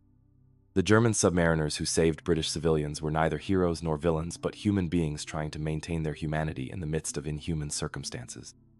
In the end, the Laconia incident serves as both tribute and warning, a reminder that individual conscience can transcend the demands of warfare, but also that such acts of humanity remain vulnerable to the larger forces of conflict that ultimately shape the outcome of wars. The submarines that became rescue vessels for 4 days in 1942 were returned to their deadly purpose, carrying with them the memory of what might have been possible if humanity had been allowed to prevail over military necessity. The voices of those who lived through the Laconia incident, German submariners, British civilians, Italian prisoners, and Allied aircrew, speak across the decades of moral complexity that defies easy resolution. Their story reminds us that in the vast theater of war, the greatest battles are often fought not between nations or ideologies, but within the human heart, where conscience struggles against duty and compassion, fights with necessity in the endless darkness of the deep. Story 15. The Final Horror, the SS Cap Arcona bombing. From the moral complexity of the Laconia incident in the South Atlantic, our journey through maritime disasters now carries us to the final, chaotic days of World War II, where a luxury liner turned prison ship became the site of one of the war's most tragic friendly fire incidents. This is the story of the SS Cap Arcona, where 4,000 concentration camp survivors perished just days before liberation, bombed by the very forces that should have saved them. May 3rd, 1945. The Baltic Sea churned gray and cold under overcast skies as the Third Reich entered its final death throes. Berlin had fallen, Hitler was dead, and German forces were surrendering across Europe. Yet in the waters off Lübeck Bay, thousands of the war's most vulnerable victims remained trapped aboard ships that had become floating prisons, their liberation so close that rescue seemed inevitable. The SS Cap Arcona, once the pride of German passenger shipping, rode at anchor among these vessels of doom. The 27,000-ton liner had been launched in 1927 as a symbol of Germany's return to international prominence. Her Art Deco interiors and luxurious accommodations rivaling the finest ships of any nation. For nearly 2 decades, she had carried passengers in comfort between Europe and South America, representing German engineering excellence and maritime tradition. But the war had transformed the elegant liner into something unrecognizable. Her passenger cabins had been stripped of their luxury fittings, her dining salons converted to holding areas, and her decks crowded with humanity in its most desperate condition. The Cap Arcona had become a prison ship, part of the Nazi regime's final desperate attempt to eliminate evidence of their crimes against humanity. Aboard the ship were approximately 4,500 concentration camp prisoners, survivors of Neuengamme and other camps who had been evacuated as Allied forces approached. These men and women, reduced to skeletal figures by years of systematic starvation and abuse, represented some of the war's most tortured souls. Many were so weak they could barely stand, sustained only by the hope that liberation was imminent.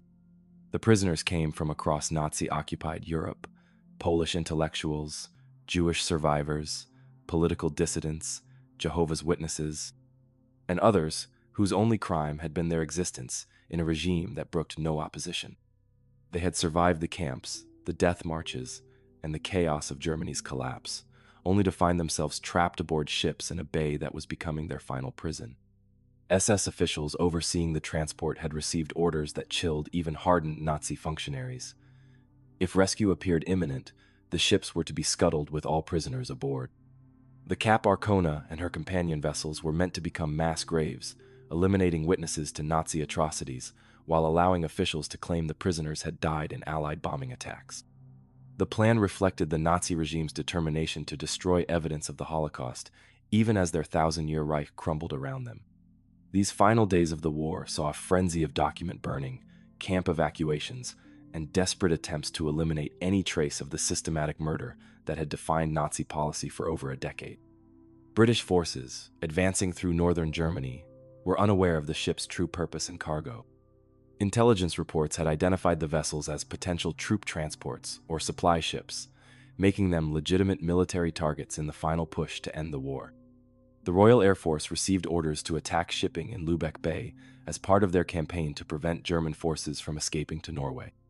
On the morning of May 3rd, Typhoon fighter bombers of the Royal Air Force's 83rd Group took off from their bases in Germany with orders to attack shipping targets in the Baltic. The pilots, veterans of years of combat over Europe, approached their mission as another routine strike against German military assets. They had no knowledge of the human cargo aboard their targets. The attack began at approximately 2:30 p.m. as the Typhoons screamed down from the overcast sky, their rockets and guns aimed at what appeared to be German transport vessels. The Cap Arcona, anchored and unable to maneuver, presented a perfect target for pilots who had been trained to show no mercy to enemy shipping. Rockets slammed into the liner's hull and superstructure, punching holes that would normally have been survivable for a ship of her size. But the Cap Arcona was not carrying normal passengers or cargo. Her holds were packed with human beings too weak to move quickly, too starved to swim, and too traumatized to understand what was happening as the ship began to burn and list. The attack continued for over an hour as successive waves of aircraft pounded the defenseless ships. Fuel tanks ruptured, sending aviation gasoline cascading through the vessel's interior and turning the liner into a floating inferno. Prisoners who had survived years of Nazi brutality found themselves trapped in a hell of fire and smoke just days before the war's end. Those prisoners who managed to reach the deck faced impossible choices. The Baltic Sea in May was cold enough to kill within minutes, but remaining aboard meant certain death by fire or drowning as the ship settled deeper into the water. Many who jumped into the sea lacked the strength to swim even short distances to floating debris. German guards aboard the ships faced their own moral crisis as the attack intensified. Some abandoned their posts to save themselves, while others attempted to unlock prisoner areas to allow evacuation. A few guards even threw life preservers to prisoners in the water, their allegiance to humanity overriding their Nazi training in the final moments. The Cap Arcona burned for hours as rescue efforts proved inadequate for the scale of the disaster. Local fishing boats and small craft attempted to pick up survivors, but the number of people in the water overwhelmed any organized rescue operation. Many survivors who reached the water died of hypothermia before help could arrive. British forces, alerted to the true nature of their targets only after the attack had begun, faced the horrifying realization that they had bombed the very people they had been fighting to liberate. Radio communications crackled with urgent messages as commanders struggled to understand how such a catastrophic mistake had occurred. The death toll was staggering. Approximately 4,000 concentration camp survivors perished in the attack, many dying within sight of Allied forces that had come to free them. Only about 500 survived the bombing and subsequent drowning, rescued by small boats that braved the burning water to pull people from the sea. Among the dead were individuals who had survived multiple concentration camps, death marches, and years of systematic persecution. Writers, artists, scientists, and ordinary citizens from across Europe perished in the Baltic's cold water, their stories lost forever in one of the war's most tragic ironies. The investigation that followed revealed the complex failures that had led to the tragedy. Intelligence networks had failed to identify the ship's true cargo, communication between military units had broken down, and the fog of war, in Germany's final collapse, had created conditions where such mistakes became inevitable. For the Royal Air Force pilots who carried out the attack, learning the truth about their targets created psychological trauma that lasted for decades. Many had lost family members to Nazi persecution and had spent years fighting to defeat fascism, only to discover they had killed concentration camp survivors on the very eve of victory. The Cap Arcona disaster highlighted the chaos and confusion that marked the war's final weeks. As German resistance collapsed and Nazi officials attempted to destroy evidence of their crimes, vital information about prisoner transports and concentration camp evacuations was lost or deliberately suppressed. The timing of the tragedy, just 5 days before Germany's unconditional surrender, added another layer of horror to an already unthinkable situation. The prisoners who died aboard the Cap Arcona had survived the worst of Nazi persecution, only to perish at the moment of liberation, victims of the same war that was meant to free them. Survivors of the attack who were pulled from the Baltic faced a complex and painful recovery. Many had lost fellow prisoners who had become surrogate family members during their ordeal in the camps. The bombing had destroyed not just lives, but entire communities of survivors who had planned to rebuild their lives together. The German civilians in nearby coastal towns witnessed the disaster but were largely powerless to help. Many had been unaware of the ship's true cargo and were horrified to discover that concentration camp prisoners had been anchored just offshore while the final battles of the war raged around them. Post-war investigations revealed that Nazi officials had indeed planned to murder all prisoners aboard the ships if liberation appeared imminent.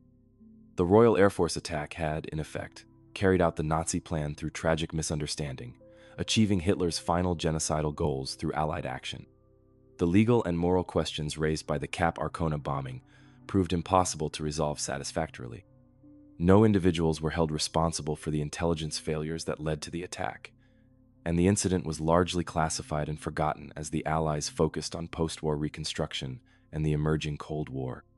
For Holocaust historians, the Cap Arcona disaster represents one of the Shoah's most tragic final chapters. The ship became a symbol of how the Holocaust's victims remained vulnerable to death even after their supposed liberation, casualties of war's chaos rather than deliberate Nazi murder, but dead nonetheless. The few survivors who lived to tell their stories described the bombing as their most traumatic experience, worse even than their years in concentration camps. The betrayal of being attacked by their liberators created psychological wounds that many carried for the rest of their lives. Today, the wreck of the Cap Arcona rests on the Baltic seabed, her hull scattered by salvage operations but serving as an underwater memorial to the 4,000 who died aboard her. The site has become a place of pilgrimage for those seeking to understand the war's final tragedies and the complex legacy of liberation. The disaster serves as a reminder that even in warfare's final moments, when victory seems assured and justice appears at hand, tragedy can strike with devastating swiftness. The concentration camp survivors who perished aboard the Cap Arcona were denied the freedom they had fought so hard to reach, becoming final victims of a war that had already claimed so much. In the cold waters of the Baltic, where the Cap Arcona made her final voyage, the memory of 4,000 lost souls serves as both tribute and warning. Their story reminds us that liberation is not always the end of suffering, that victory can carry within it the seeds of new tragedy, and that the ocean recognizes no distinction between friend and enemy when ships burn and people drown in the darkness of humanity's deepest failures. Story 16. When the Sea Claims a Generation, the Motor Vessel, Lajula Disaster. From the burning waters of the Baltic, where the Cap Arcona met her tragic end, our journey through maritime disasters now carries us to the warm waters off West Africa, where a government ferry became the site of the continent's deadliest maritime tragedy. This is the story of the motor vessel Lajula, where 1,863 souls perished in a disaster that exposed the deadly cost of corruption, negligence, and the desperate transportation needs of the developing world. September 26, 2002. The port of Ziguinchor bustled with the familiar chaos of departure day, as passengers crowded aboard the motor vessel Lajula for the overnight journey to Dakar. The government-operated ferry represented a lifeline for the people of Senegal's southern Casamance region, providing affordable transportation across a country where road travel was often impossible due to poor infrastructure and political instability. Among the nearly 2,000 passengers boarding the ferry were students returning from summer holidays, families visiting relatives in the capital, traders carrying goods to Dakar's markets, and workers seeking employment opportunities in Senegal's largest city. For many, this journey represented hope, the chance for education, family reunion, or economic advancement that the ferry service made possible. The Lajula was more than just a transportation vessel. She was a symbol of national unity in a country struggling with regional separatism and economic challenges. The ferry connected Casamance, cut off from the rest of Senegal by Gambian territory, with the nation's political and economic center, helping to maintain the cultural and economic bonds that held the country together. But the ship that carried these hopes and dreams was fundamentally unfit for her mission. Designed to accommodate 536 passengers, the Lajula routinely carried double or triple that number, with minimal oversight from authorities who were either corrupt, incompetent, or simply overwhelmed by the scale of transportation demand. The vessel herself was a converted cargo ship, adapted for passenger service with modifications that prioritized capacity over safety. Her stability calculations, if they existed at all, were based on proper loading procedures that were routinely ignored. Passenger manifests were incomplete or falsified, making it impossible to track exactly who was aboard or to maintain safe loading limits. Captain Issa Diallo, master of the Lajula, was well aware of his ship's overcrowding problems, but faced pressure from both his government employers and desperate passengers to accept as many travelers as possible. The ferry service was expected to be profitable while serving a population that could not afford higher fares, creating economic pressures that made safety a secondary consideration. As the Lajula departed Ziguinchor in the late afternoon, her decks were packed with humanity in conditions that would have horrified safety inspectors in developed nations. Passengers sat on every available surface, slept in corridors, and crowded into spaces never intended for human occupancy. Personal belongings, cargo, and even vehicles were loaded without proper securing or weight distribution. The additional cargo aboard the ferry included heavy machinery, bags of cement, and other goods that significantly exceeded the ship's recommended load limits. More critically, much of this cargo was improperly secured, creating the potential for dangerous weight shifts if the vessel encountered rough weather or had to maneuver suddenly. For the first several hours of the journey, conditions remained calm and passengers settled in for the overnight crossing to Dakar. Many were regular travelers on this route who had experienced overcrowding before and accepted it as a normal part of transportation in West Africa. Children played on deck, while adults discussed business, politics, and family news. But as evening approached, weather conditions in the Atlantic began to deteriorate.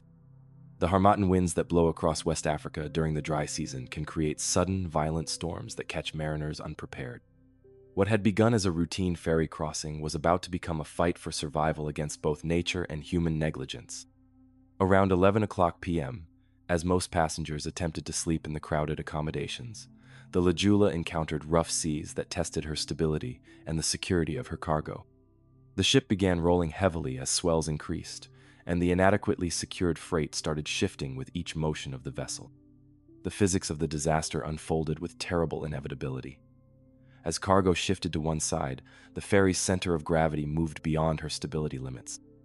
The ship developed a dangerous list that increased with each wave, creating a feedback loop that made recovery impossible with the vessel's compromised loading condition. At approximately 11:30 p.m., the Lajula capsized completely, rolling over in less than 5 minutes and trapping the vast majority of her passengers below decks. The speed of the capsizing gave most people no time to reach safety equipment or life preservers, while the ship's poor emergency lighting left survivors struggling in total darkness. Those passengers who managed to reach the upper decks before the ship rolled over found themselves facing the Atlantic Ocean at night, far from shore and with minimal rescue equipment available. The life preservers that existed were either inaccessible or insufficient for the number of people aboard, leaving hundreds of passengers to struggle in the water without flotation. The overcrowding that had made the disaster inevitable also complicated rescue efforts. With no accurate passenger manifest, authorities had no idea how many people were missing or where to focus search efforts. The remote location of the sinking, combined with Senegal's limited maritime rescue capabilities, meant that organized rescue operations were delayed for crucial hours. Local fishing boats responded more quickly than official rescue services, pulling survivors from the water and searching for signs of life among the debris field.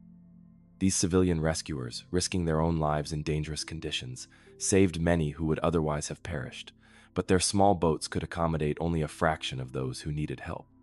The death toll was catastrophic.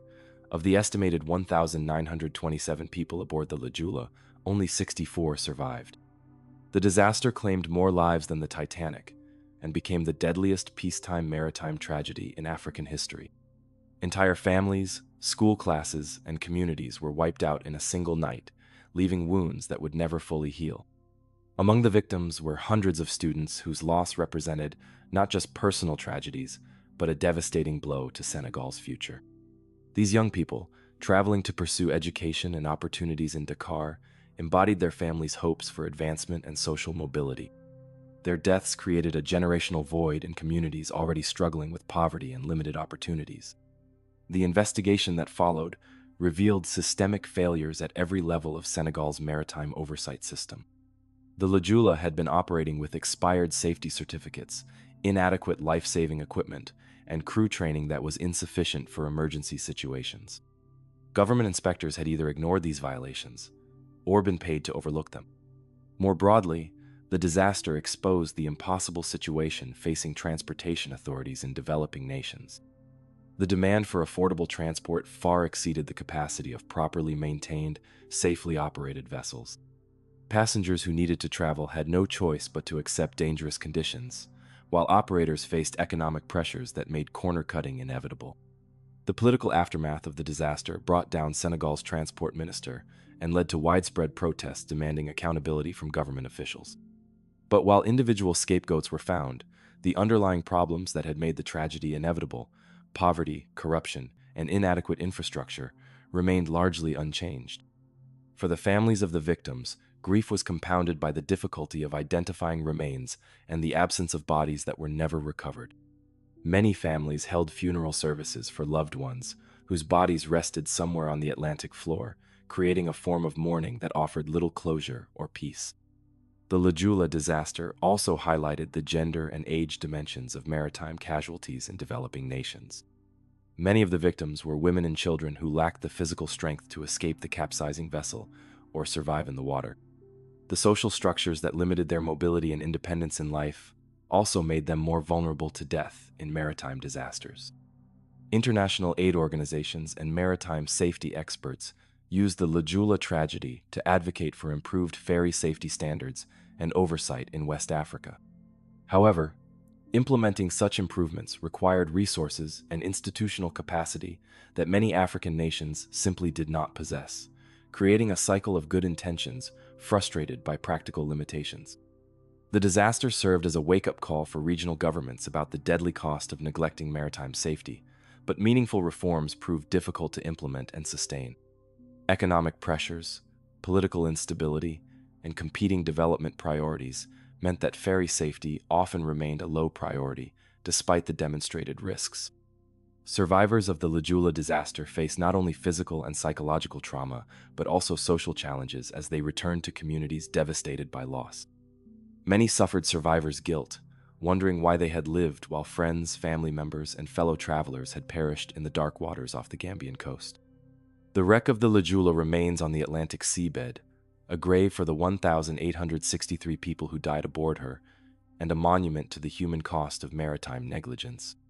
Salvage efforts recovered the vessel's hull, but found few personal effects that could provide closure to grieving families. Today, ferry services in West Africa continue to face many of the same challenges that doomed the Lajula. Overcrowding, inadequate safety equipment, and poor maintenance remain common, reflecting the broader development challenges facing the region. The tragedy serves as both warning and reminder that maritime safety cannot be separated from broader issues of governance, economic development, and social justice. The Lajula disaster represents more than a maritime accident. It embodies the broader struggles of post-colonial Africa to provide basic services to populations with enormous needs and limited resources. The ferry that sank carried not just passengers, but the hopes and aspirations of communities seeking better lives through connection to opportunities elsewhere. In the waters off West Africa, where the Lajula made her final voyage, the memory of 1,863 souls serves as a reminder that the sea's dangers are often amplified by human failures, corruption that values profit over life, poverty that forces people to accept deadly risks, and governance systems that fail to protect their most vulnerable citizens. The voices of those who perished aboard the Lajula speak across the waves of dreams deferred and futures denied, of families shattered and communities diminished by preventable tragedy. Their story reminds us that maritime safety is not a luxury for wealthy nations, but a basic human right that demands vigilance, resources, and the political will to put human life above all other considerations. Story 17. When Honor Drowns, the SS Arctic Collision. From the tragic waters off West Africa, where the Lajula claimed 1,863 lives, our journey through maritime disasters now carries us back through time to the fog-shrouded North Atlantic of 1854, where the collision of two ships became a watershed moment in maritime history. This is the story of the SS Arctic, where the collapse of chivalry and order in the face of disaster shocked Victorian society and changed forever the expectations of how men should behave when ships are sinking. September 27, 1854. The Grand Banks of Newfoundland lay shrouded in the thick fog that had plagued Atlantic shipping for centuries. A maritime graveyard where warm and cold currents met to create some of the most dangerous navigation conditions on Earth. Through this white blindness came the SS Arctic, pride of the Collins Line, carrying 400 souls from Liverpool toward New York in what should have been a routine Atlantic crossing. The Arctic represented the pinnacle of American maritime achievement. A 2,856-ton paddle steamer designed to compete with Britain's Cunard Line for dominance of the lucrative transatlantic passenger trade. Her luxurious accommodations, powerful engines, and reputation for speed had made her a favorite among wealthy travelers who valued both comfort and quick passage across the Atlantic. Among her passengers on this September voyage were some of America's most prominent families, including women and children traveling in the first-class accommodations that had made the Collins Line famous. The passenger list read like a who's who of mid-19th century American society, merchants, industrialists, and their families who represented the nation's growing commercial and cultural elite. Captain James Luce, master of the Arctic, was a veteran of Atlantic navigation with years of experience handling ships in the challenging conditions of the North Atlantic. His crew was equally experienced, representing the finest traditions of American seamanship. Both captain and crew understood the dangers of fog navigation, but they also faced commercial pressures to maintain schedule and compete with rival shipping lines. The fog that enveloped the Arctic on September 27th was particularly dense, reducing visibility to mere yards and forcing the ship to rely on sound signals and dead-reckoning navigation. In an era before radar or sophisticated positioning systems, ships in such conditions were essentially flying blind, dependent on the skill and judgment of their officers to avoid disaster. Unknown to those aboard the Arctic, another vessel was approaching through the same fog bank on a collision course that would test every assumption about courage, honor, and human nature under extreme stress. The French steamer Vesta, smaller than the Arctic but with a reinforced iron bow, was traveling eastward when the two ships encountered each other in the white darkness. At approximately noon, the lookouts on both vessels spotted each other's shadows through the fog at dangerously close range. Both captains ordered emergency maneuvers, but the physics of ship handling made collision inevitable. The Vesta's iron bow struck the Arctic on her port side, penetrating deep into the paddle steamer's wooden hull and creating damage that would prove fatal. The impact was felt throughout both ships, but while the Vesta's reinforced construction allowed her to survive the collision, the Arctic began taking on water immediately. Captain Luce quickly assessed the damage and realized that his ship was mortally wounded, though he initially hoped that careful handling might allow them to reach shore before sinking. The Arctic's crew began emergency procedures to control flooding and prepare for possible evacuation, but what followed was a breakdown of order and discipline that would shock the civilized world. Instead of the calm professionalism expected from trained seamen, panic began to spread among crew members who abandoned their posts to save themselves. The ship's lifeboats, which should have been deployed in an orderly fashion with women and children taking priority, became the focus of desperate struggles as crew members and male passengers fought for places. The maritime tradition of women and children first was abandoned as individual survival instincts overcame social conventions and moral obligations. Captain Luce found himself virtually alone on his bridge as his crew abandoned their duties and joined the scramble for survival. The officers who should have been maintaining order were either dead, incapacitated, or had fled to save themselves. The social contract that bound ships' companies together dissolved in the face of mortal terror. The passengers, particularly the women and children in first-class accommodations, found themselves trapped as the ship listed and flooding increased.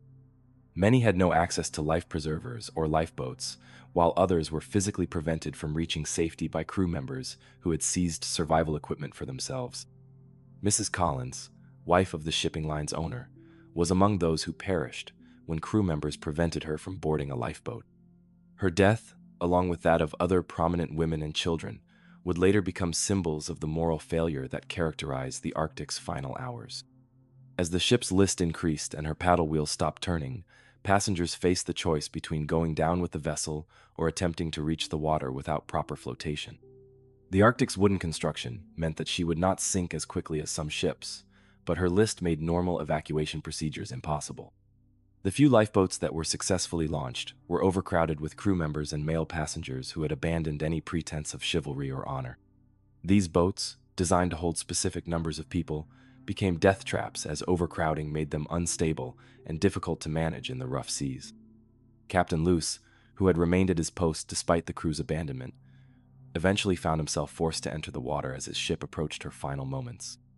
He was among the fortunate few who survived the sinking, though his rescue came at the cost of witnessing the complete breakdown of everything he had believed about maritime tradition and human decency. The Arctic sank approximately 4 hours after the collision, taking with her an estimated 350 people, including virtually all of the women and children aboard. The death toll included some of America's most prominent families, but more shocking than the numbers was the revelation that social position and gender had provided no protection when civilized behavior collapsed. The rescue of survivors was complicated by the fog and the remote location of the collision. Ships in the area responded to distress signals, but the scattered lifeboats and individual survivors were difficult to locate in the poor visibility. Many who initially survived the sinking died of exposure before rescue could reach them. The investigation that followed revealed the full extent of the moral collapse that had occurred aboard the Arctic. Testimony from survivors painted a picture of crew members who had abandoned their duties, passengers who had fought each other for survival, and a complete breakdown of the social order that Victorian society believed separated civilization from savagery. The fact that no women or children survived the disaster became a source of national shame that prompted widespread soul-searching about the nature of courage and honor. The maritime tradition of sacrificing male lives to save women and children had been completely abandoned, revealing that social conventions were fragile barriers against primal survival instincts. The Collins Line, already struggling financially, never recovered from the Arctic disaster. The loss of the ship and the revelation of crew cowardice destroyed public confidence in the company's operations. The shipping line, which had been America's premier transatlantic carrier, was forced out of business by the scandal and financial losses. Captain Luce, despite surviving the disaster, found his career effectively ended by the moral stain of the Arctic's final hours. While he had remained at his post longer than most of his crew, the complete breakdown of discipline under his command was seen as a failure of leadership that no amount of personal courage could redeem. The Arctic disaster prompted widespread changes in maritime law and ship design that aimed to prevent similar breakdowns of order during emergencies. New regulations required ships to carry sufficient lifeboats for all passengers and crew, while training requirements for seamen were strengthened to emphasize duty and discipline during emergencies. The tragedy also led to improved international protocols for navigation in fog, including standardized sound signals and rules for vessel separation that reduced the likelihood of collisions in poor visibility. These changes, written in the blood of the Arctic's passengers, became the foundation for modern maritime safety regulations. But perhaps the most profound impact of the Arctic disaster was on social consciousness and expectations about heroism and sacrifice. The revelation that crew members and male passengers had abandoned women and children to save themselves challenged fundamental assumptions about civilization and moral progress. Victorian society, which prided itself on chivalry and the protection of the vulnerable, was forced to confront the reality that these values could evaporate under extreme stress. The Arctic disaster suggested that civilization was a thin veneer that could be stripped away when death approached, leaving only the raw struggle for individual survival. The families of those lost in the disaster faced not only grief but social trauma as the circumstances of their loved ones' deaths became public knowledge. Learning that wives and daughters had been abandoned by those who should have protected them added another layer of pain to already unbearable losses. The contrast between the Arctic's moral collapse and later maritime disasters like the Titanic, where social conventions largely held even in extremity, demonstrated that training, leadership, and social expectations could influence behavior during crises. The lessons learned from the Arctic's shameful final hours helped shape the codes of conduct that governed later emergency responses. For maritime historians, the Arctic disaster represents a watershed moment when the romantic ideals of seafaring confronted the brutal realities of human nature under stress. The incident forced a reevaluation of what could be expected from ordinary people when faced with extraordinary circumstances. The technological aspects of the collision also influenced ship design and navigation procedures. The devastating effect of the Vesta's iron bow on the Arctic's wooden hull demonstrated the changing nature of maritime construction and the need for new safety standards as ships grew larger and more powerful. The Arctic's paddle wheel design, which had been state-of-the-art in the 1850s, was revealed as vulnerable to damage that could leave ships helpless in emergencies. The disaster contributed to the adoption of screw propulsion systems that were less vulnerable to collision damage and more reliable in crisis situations. The legal implications of the Arctic disaster extended beyond maritime law into broader questions about corporate responsibility and passenger safety. The Collins Line's emphasis on speed and luxury over safety became a cautionary tale about the dangers of prioritizing profit and prestige over prudent seamanship.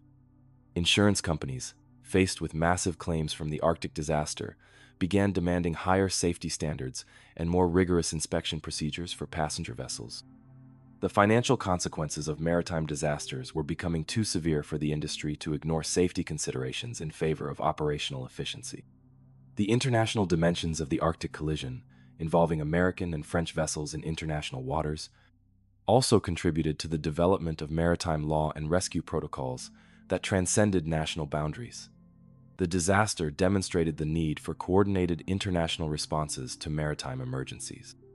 For the survivors who lived to tell the story of the Arctic's final hours, the experience created psychological trauma that extended far beyond the physical effects of shipwreck and exposure. Many struggled with guilt over their survival when others, particularly women and children, had perished through abandonment rather than natural disaster. The moral questions raised by the Arctic disaster continued to resonate through subsequent maritime tragedies. Each new shipwreck was evaluated against the standard of the Arctic's failure, with public attention focused on whether crew and passengers maintained honor and discipline in the face of death. The disaster also influenced literature and popular culture, inspiring works that explored the thin line between civilization and barbarism when social structures collapsed under pressure. The Arctic story became a parable about the fragility of moral conventions and the importance of training and leadership in maintaining order during crises. Modern analysis of the Arctic disaster has revealed the complex interplay of factors that contributed to the moral collapse aboard the sinking ship. Poor leadership, inadequate training, social tensions between classes and nationalities, and the sudden shock of disaster combined to create conditions where normal social restraints failed completely. The technological limitations of 1854 meant that rescue was uncertain and slow, creating conditions where survival seemed to depend entirely on individual action rather than coordinated response. This uncertainty may have contributed to the every man for himself mentality that characterized the ship's final hours. The Arctic disaster serves as a reminder that maritime safety depends not just on technology and regulations, but on the human elements of courage, training, and moral leadership that determine how people behave when ships are dying. The breakdown of order aboard the Arctic demonstrated that these human factors are often the most critical variables in determining who lives and who dies when disaster strikes at sea. Today, the waters off Newfoundland, where the Arctic sank, continue to challenge mariners with fog, ice, and treacherous conditions that demand respect and skill. The Grand Banks remain a graveyard for ships and sailors who underestimated the dangers of this unforgiving region, but the Arctic story stands apart for its moral as well as physical catastrophe. The legacy of the Arctic disaster extends beyond maritime safety into broader questions about human nature and social responsibility. The ship's final hours revealed both the worst and best of human behavior, cowardice and heroism, selfishness and sacrifice, the collapse of civilization, and its potential for renewal through better training and stronger moral leadership. In the cold waters of the North Atlantic, where the Arctic made her shameful final dive, the memory of 350 souls serves as both warning and inspiration. Their story reminds us that the sea tests not just our ships and navigation skills, but our fundamental character as human beings. When the water rises and lifeboats become precious, we discover whether civilization is a reality or merely a comfortable illusion that dissolves when death approaches through the fog. The voices of those who died aboard the Arctic, women and children abandoned by those who should have protected them, crew members who forgot their duty, passengers who fought each other for survival, echo still across the decades as reminders that courage and honor are choices that must be made anew each time the sea demands its price. Their tragedy became the foundation for the maritime codes that would later define heroism in disasters like the Titanic, proving that even the worst failures can ultimately serve the cause of human progress and moral growth. Story 18. Vanished into Legend. The USS Cyclops Mystery. From the moral collapse aboard the SS Arctic, where chivalry died in the North Atlantic fog, our journey through maritime disasters now carries us to one of the ocean's most enduring enigmas. This is the story of the USS Cyclops, a massive naval vessel that simply vanished without a trace in 1918, taking 309 souls and becoming the largest non-combat loss in U.S. Navy history, a mystery so complete that it has spawned decades of speculation and remains unsolved to this day. March 4th, 1918. The tropical morning sun blazed down on Barbados as the USS Cyclops prepared to depart Carlisle Bay for what should have been a routine voyage to Baltimore. The 542-foot naval cargo vessel, one of the largest ships in the U.S. fleet, sat low in the water, her massive holds packed with 10,800 tons of manganese ore, essential to America's war effort. The precious cargo would feed the steel mills that produced weapons and ammunition for the Great War raging across Europe. The Cyclops was no ordinary merchant vessel, but a purpose-built naval auxiliary ship designed to carry enormous loads of coal and ore across vast ocean distances. Her 4 towering cargo holds could accommodate loads that would crush smaller ships, while her twin steam engines provided the power needed to move such massive weights through any weather the Atlantic could produce.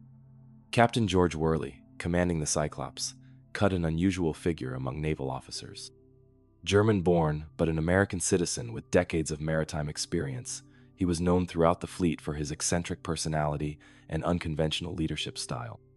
His crew had grown accustomed to his quirks, his habit of wearing a bowler hat instead of a naval cap, his tendency to make odd pronouncements about navigation and seamanship, and his sometimes erratic decision-making that bordered on the irrational. But eccentricity was one thing, treachery was another. As German U-boats prowled the Atlantic hunting American shipping, Worley's German birth had made him an object of suspicion among some naval personnel who whispered about divided loyalties and possible sabotage. These whispers seemed absurd to those who knew him personally, but they would take on sinister significance when the Cyclops vanished without explanation. The ship's cargo on this final voyage was manganese ore, a critical component in steel production that made it essential to the war effort. The 10,800 tons of dense, heavy ore filled the Cyclops' holds to capacity and beyond, creating a load that pushed the ship's design limits while affecting her stability and handling characteristics in ways that may have contributed to her mysterious fate. Among the 306 passengers and crew aboard the Cyclops were naval personnel, civilian contractors, and a few passengers traveling on official business. The ship also carried a small number of German prisoners of war, adding another layer of complexity to the vessel's human cargo. In the paranoid atmosphere of wartime, every foreign accent and every unusual behavior could be interpreted as evidence of enemy activity. As the Cyclops steamed northward from Barbados into the submarine-infested waters of the Atlantic shipping lanes, she entered a zone where death could come without warning from beneath the waves. German U-boats had already claimed hundreds of Allied vessels, and the threat was real and constant for any ship flying the American flag. The Cyclops was not defenseless. She carried armament capable of fighting off surface attacks and had the speed to outrun most submarines when empty.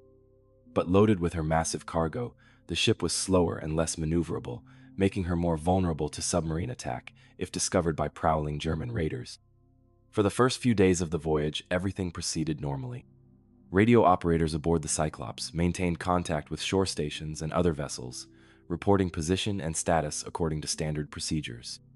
The ship's progress northward was steady, if not spectacular, hampered by the enormous weight she carried, but making acceptable time toward her destination. Then, somewhere between Barbados and Baltimore, the USS Cyclops simply vanished. No distress signal was ever received. No radio transmissions indicated trouble of any kind.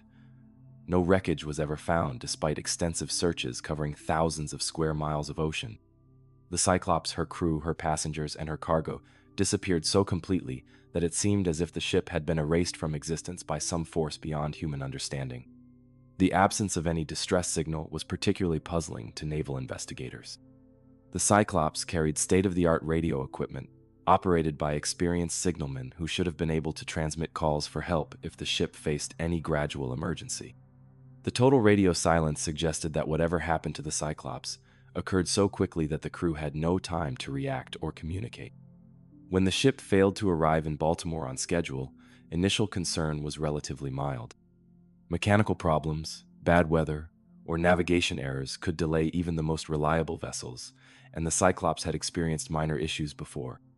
But as days passed without any word from the ship, concern turned to alarm, and then to the terrible certainty that something catastrophic had occurred. The U.S. Navy launched one of the largest search operations in its history, deploying ships and aircraft across the Cyclops' expected route and beyond. Coast Guard vessels scoured the eastern seaboard looking for wreckage or survivors, while naval intelligence officers investigated the possibility of enemy action or sabotage. Despite these massive efforts, no trace of the ship was ever discovered. The complete absence of any physical evidence made the Cyclops case unique among maritime disasters. Even ships that sank quickly in catastrophic circumstances usually left some trace: oil slicks, floating debris, lifeboats, or bodies that eventually washed ashore. The Cyclops had vanished so completely that investigators began to wonder if the ship had ever existed at all. Theories about the Cyclops' fate began to emerge almost immediately, ranging from the plausible to the fantastic. Submarine attack was an obvious possibility given the wartime context, but German naval records examined after the war showed no U-boat activity in the area where the Cyclops disappeared. Enemy action remained possible, but unproven. Structural failure became another leading theory, as investigators examined the ship's design and loading procedures. The enormous weight of the manganese ore cargo had pushed the Cyclops to her absolute limits, creating stresses on the hull that might have caused catastrophic failure. If the ship had broken apart in heavy seas, she could have sunk so quickly that no distress signal was possible. The cargo itself presented another possibility for disaster. Manganese ore was dense and prone to shifting if not properly secured, and any movement of the massive load could have destabilized the ship beyond recovery. A sudden shift during rough weather might have caused the Cyclops to capsize so quickly that the crew had no time to react. More sinister theories focused on Captain Worley himself and the possibility of deliberate sabotage. His German birth, eccentric behavior, and absolute authority over the ship made him a natural suspect for those seeking human explanations for the disaster. Some suggested he might have deliberately scuttled the ship to deprive America of its valuable cargo, though no evidence ever supported such speculation. The mystery deepened during World War II when two of the Cyclops' sister ships, the Proteus and Nereus, vanished under remarkably similar circumstances. Both ships were carrying similar cargoes of ore when they disappeared without trace in the same general area of the Atlantic. The loss of three nearly identical vessels under comparable conditions suggested that design flaws or cargo-related problems might have doomed all three ships. The Cyclops case became a foundational element of Bermuda Triangle mythology, though the ship disappeared before that term was coined. The complete absence of any explanation, combined with the ship's size and the experience of her crew, fit perfectly into the pattern of mysterious disappearances that would later be attributed to supernatural forces in the region. Modern technology has brought new possibilities for solving the Cyclops mystery. Advanced sonar mapping systems, deep-sea exploration vehicles, and satellite imaging have located dozens of previously unknown shipwrecks, raising hopes that the Cyclops might eventually be found and her secrets revealed. However, the vastness of the Atlantic Ocean and the ship's unknown location continue to frustrate search efforts. Several expeditions have claimed to have found wreckage that might be from the Cyclops, but none have been conclusively verified. The deep waters of the Atlantic hide thousands of shipwrecks from centuries of maritime trade and warfare, making positive identification of any particular vessel extremely difficult without substantial evidence. The technological aspects of the mystery have evolved with advancing understanding of naval architecture and cargo handling. Modern analysis suggests that the Cyclops' design made her vulnerable to certain types of structural failure, particularly when carrying dense, heavy cargoes like manganese ore. The concentration of enormous weight in the ship's holds created stresses that her hull may not have been designed to handle. Weather records from March 1918 indicate that the Cyclops would have encountered rough seas during her final voyage, conditions that could have triggered cargo shifts or structural failures in an overloaded vessel. The combination of heavy weather, excessive loading, and possible design flaws might have created a perfect storm of circumstances that doomed the ship. For the families of the 309 men lost aboard the Cyclops, the absence of any explanation has created a unique form of grief that lacks closure. Without bodies to bury, wreckage to visit, or clear understanding of what happened, their loss exists in a liminal space between fact and mystery that makes mourning difficult and recovery incomplete. The case has inspired countless books, documentaries, and investigations, each offering new theories but none providing definitive answers. The Cyclops has become a symbol of the ocean's capacity to hide its secrets, a reminder that even in the modern age of communication and surveillance, ships can still vanish without trace. Naval historians have used the Cyclops case to study the broader challenges of maritime cargo transport and the risks associated with pushing ships beyond their design limits. The disaster, if disaster it was, highlighted the dangers of overloading vessels and the importance of understanding how cargo characteristics affect ship stability and safety. The investigation files on the USS Cyclops remain active nearly a century after her disappearance, updated whenever new evidence or theories emerge. The case has become a touchstone for maritime mystery, representing the ultimate cold case that defies solution despite decades of investigation and speculation. International maritime law has evolved to address some of the issues highlighted by the Cyclops case, particularly regarding cargo loading, ship stability, and emergency communications. Modern vessels carry equipment that would make a disappearance like the Cyclops' virtually impossible, yet the fundamental mystery of what happened to her remains unsolved. The psychological impact of the Cyclops mystery extends beyond her immediate loss to questions about human knowledge and the limits of investigation. The case challenges our assumption that every mystery can be solved given enough time and technology, suggesting that some secrets may be permanently beyond human understanding. Today, somewhere in the Atlantic depths, the USS Cyclops may rest with her cargo and crew, holding secrets that could rewrite our understanding of maritime disaster and naval history. Her story serves as both mystery and memorial, honoring the 309 souls who vanished into legend while reminding us that the ocean still holds dominion over human ambition. In the dark waters where the Cyclops made her final passage, the sea keeps its greatest secret. The ship that vanished without trace has become more than a missing vessel. She has become a symbol of the eternal mystery that surrounds human encounters with the indifferent sea, a reminder that some questions may echo forever across the waves, without ever finding their answers in the depths below. Story 19. The Ghost Ship, the Mary Celeste's Eternal Mystery. From the complete disappearance of the USS Cyclops in Atlantic waters, our journey through maritime disasters now carries us to perhaps the most famous ghost ship in history. This is the story of the Mary Celeste, a brigantine found sailing unmanned through Atlantic waters in 1872. Her crew vanished without explanation, and her mystery unsolved to this day, a perfect maritime enigma that has captivated imaginations for over 150 years. November 7th, 1872. The port of New York bustled with the routine energy of maritime commerce as the brigantine Mary Celeste prepared for her voyage to Genoa, Italy. The 282-foot merchant vessel, built for the Atlantic trade routes, represented honest commercial shipping at its most dependable, sturdy construction, experienced crew, and a cargo that promised profitable delivery in European markets. Captain Benjamin Briggs stood on his ship's deck, surveying the final preparations with the satisfaction of a mariner who had spent his life earning respect through competence and reliability. At 37, he was at the height of his career, commanding not just a ship, but the trust of investors who knew his reputation for safe, profitable voyages across the Atlantic's often treacherous waters. But this voyage would be different from all the others in Briggs's career. Accompanying him were his wife Sarah and their 2-year-old daughter Sophia, turning what should have been a routine cargo run into a family adventure. Sarah Briggs was no stranger to sea travel, having accompanied her husband on previous voyages, and their presence aboard the Mary Celeste represented the confidence of a captain who viewed his ship as a secure floating home. The crew Briggs had assembled for the voyage represented the best traditions of American seamanship. 7 experienced sailors, each chosen for their skill and reliability, formed a tight-knit company that had worked together on previous voyages. These were not desperate men seeking escape or adventure, but professional mariners earning honest livings through their expertise and dedication. The cargo loaded into the Mary Celeste's hold was 1,701 barrels of industrial alcohol, a valuable but potentially dangerous freight that required careful handling and storage. The alcohol was not drinking spirits, but denatured ethanol used in manufacturing processes throughout Europe, where demand for American industrial products was growing steadily in the post-Civil War economic expansion.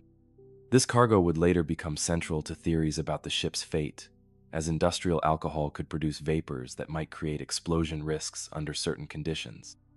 But Captain Briggs was experienced in transporting such cargoes and would have been well aware of proper ventilation and safety procedures for handling potentially volatile materials. As the Mary Celeste departed New York Harbor and set course for the Atlantic shipping lanes, her voyage proceeded with unremarkable normalcy. The ship made good time eastward, her crew settling into the familiar routines of ocean travel while Captain Briggs maintained the meticulous log-keeping that marked professional seamanship. The Briggs family established their quarters in the ship's stern cabin, where Sarah could care for young Sophia while remaining close to her husband's command responsibilities. Their presence aboard created an atmosphere of domesticity unusual for merchant vessels, but one that reflected the captain's confidence in his ship's safety and his crew's competence. For nearly 3 weeks, the Mary Celeste continued her voyage without incident. The ship's log recorded steady progress, routine weather observations, and the mundane details of shipboard life that would later prove crucial in attempts to understand what had happened during the vessel's final days under Captain Briggs's command. The last entry in the ship's log was made on November 25th, 1872, placing the Mary Celeste near the Azores with fair weather and normal sailing conditions. Nothing in that final entry suggested trouble, emergency, or any reason for concern about the ship's safety or the crew's welfare. Then the log simply stopped, as if the story of the Mary Celeste had been cut off mid-sentence. December 5th, 1872, Captain David Morehouse of the British brigantine Dei Gratia spotted a ship on the horizon sailing erratically under partial sail between Portugal and the Azores. Through his telescope, Morehouse could see that something was wrong. The vessel appeared to be sailing without proper control, her course wandering as if no hand was at the helm. As the Dei Gratia drew closer, Morehouse recognized the ship as the Mary Celeste, a vessel he knew well since Captain Briggs was a personal friend. The two captains had dined together before their respective departures from New York, and Morehouse was immediately concerned about what might have happened to Briggs and his family. When no response came to signals from the Dei Gratia, Morehouse ordered a boarding party to investigate. What his men found aboard the Mary Celeste would create one of maritime history's most enduring mysteries and establish the vessel as the archetype of the ghost ship legend. The Mary Celeste was completely abandoned but in perfect sailing condition. Her cargo was intact and properly stowed, her provisions were adequate for months at sea, and there were no signs of violence, theft, or damage that might explain why everyone aboard had disappeared. Personal belongings remained undisturbed, including valuable items that pirates would certainly have taken. More puzzling still, the ship's single lifeboat was missing, suggesting that Captain Briggs had ordered his crew and family to abandon ship voluntarily. But why would an experienced captain evacuate a seaworthy vessel that showed no signs of distress or immediate danger? The question would haunt investigators for generations. The ship's compass was broken and several feet of water sloshed in her bilge, but neither condition was serious enough to threaten a well-built brigantine or justify abandonment. Some of the ship's papers were missing along with the navigation instruments, suggesting a hurried but organized evacuation rather than panic-driven flight. In the ship's cabin, investigators found evidence of the normal routines of shipboard life interrupted suddenly. Meals appeared to have been abandoned mid-preparation, clothing was laid out as if for immediate wear, and children's toys belonging to young Sophia Briggs remained scattered about the family quarters. The cargo of industrial alcohol became a focus of investigation when 9 of the 1,701 barrels were found empty, though this could have been explained by natural leakage during the voyage. Some theorists suggested that alcohol vapors might have accumulated in the hold, creating the perception of explosion risk that prompted Captain Briggs to order evacuation. Weather records for the period when the Mary Celeste was abandoned showed no storm severe enough to threaten a well-found vessel or justify emergency evacuation. The absence of severe weather made the abandonment even more mysterious, as experienced sailors would not normally leave a seaworthy ship unless facing immediate mortal danger. The investigation, conducted by British authorities in Gibraltar, where the Mary Celeste was taken after her discovery, found no evidence of foul play, piracy, or mutiny. The absence of blood, signs of struggle, or missing valuables ruled out most criminal explanations for the crew's disappearance. Captain Morehouse and his crew, who had discovered and salvaged the Mary Celeste, faced suspicion that they might have been involved in the disappearance through some form of insurance fraud or piracy.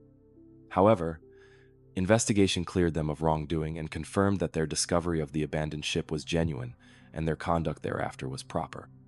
The case attracted international attention and spawned countless theories about what might have happened to Captain Briggs, his family, and crew. Explanations ranged from the plausible, such as temporary evacuation due to perceived danger that turned into permanent loss when the lifeboat was overwhelmed by seas, to the fantastical, involving sea monsters, aliens, and supernatural forces. One of the most persistent theories involved the alcohol cargo and the possibility that vapors from leaking barrels had created an explosion risk that prompted evacuation. Modern experiments have shown that such vapors could indeed accumulate and potentially ignite, though they would be unlikely to cause the kind of explosion that would require immediate abandonment of the ship.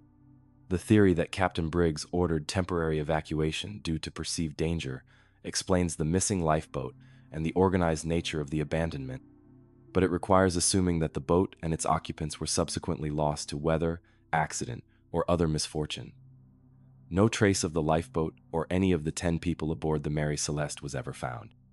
Weather analysis has suggested that the Mary Celeste might have encountered a waterspout or sudden squall that created the appearance of immediate danger, prompting evacuation that proved unnecessary. Such weather phenomena could have dissipated quickly, leaving calm conditions when the ship was later discovered but proving fatal to those in an open boat. The psychological aspects of the case have intrigued researchers who note that the Mary Celeste had experienced a series of mishaps and accidents throughout her career that might have made her crew superstitious about the vessel's luck. Such beliefs could have influenced decision-making during any emergency that arose during the voyage. The Mary Celeste's subsequent history added to her mysterious reputation. The ship returned to service under new owners but was considered cursed by many sailors who refused to crew her. She experienced continued misfortunes, accidents, and commercial failures that seemed to confirm her reputation as an unlucky vessel. The ship's final fate came in 1885 when she was deliberately wrecked off Haiti in what appeared to be an insurance fraud scheme. Her last captain attempted to collect insurance money by running her aground and claiming total loss, but the fraud was discovered and he faced prosecution. The Mary Celeste ended her career as ignominiously as she had achieved fame. Modern forensic analysis and computer modeling have brought new perspectives to the Mary Celeste mystery, but definitive answers remain elusive.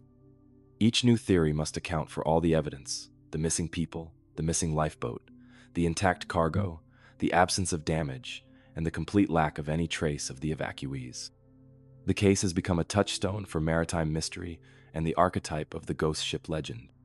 The Mary Celeste story has inspired countless works of fiction, including an early story by Arthur Conan Doyle that helped establish her reputation, though his fictional account bears little resemblance to the actual facts of the case.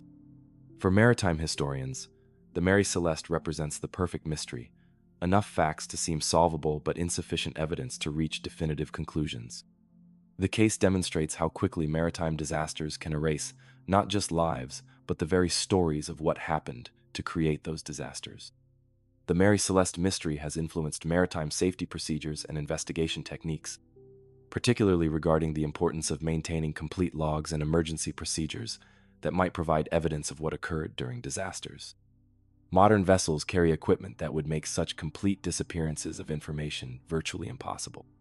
The human dimension of the Mary Celeste tragedy centers on the fate of Captain Briggs's family and crew, whose disappearance left relatives and friends without answers or closure.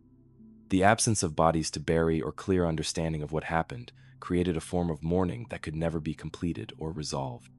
Psychological studies of the case have examined how the Mary Celeste mystery appeals to fundamental human fears about the unknown and the possibility that rational explanation might not exist for all events. The ship represents the nightmare scenario where competent people making reasonable decisions simply vanish beyond human understanding. The Mary Celeste legacy extends beyond maritime history into broader questions about human knowledge and the limits of investigation. The case suggests that some mysteries may be inherently unsolvable, that despite advances in technology and forensic science, certain events may remain forever beyond human comprehension. Today, the Mary Celeste exists more as legend than historical fact, her story having been embellished and distorted by countless retellings. Yet the core mystery remains unchanged: a ship found sailing unmanned with no explanation for her crew's disappearance, their fate known only to the sea that swallowed their story. In the Atlantic waters, where the Mary Celeste was found drifting like a ghost between worlds, the ocean keeps its most perfect secret. The brigantine that became history's most famous mystery ship serves as an eternal reminder that some questions echo forever across the waves, their answers lost in depths that may never surrender their secrets to human understanding. The Mary Celeste sails still in our imagination, a ship caught forever between departure and arrival, her crew vanished into the realm of mystery where fact and legend merge in the eternal darkness of the unknowable sea. Story 20. Silent Service, Silent Death, the USS Scorpion Disaster. From the eternal mystery of the Mary Celeste sailing unmanned through Atlantic waters, our final journey through maritime disasters brings us to the shadowy depths of the Cold War, where nuclear submarines prowled beneath the waves in deadly games of cat and mouse. This is the story of the USS Scorpion, a nuclear attack submarine that vanished with all hands in 1968, taking her secrets to the bottom of the Atlantic and becoming one of the U.S. Navy's most haunting submarine disasters. May 22, 1968. The Mediterranean Sea sparkled under spring sunshine as the USS Scorpion completed her surveillance patrol and prepared to return home to Norfolk Naval Base.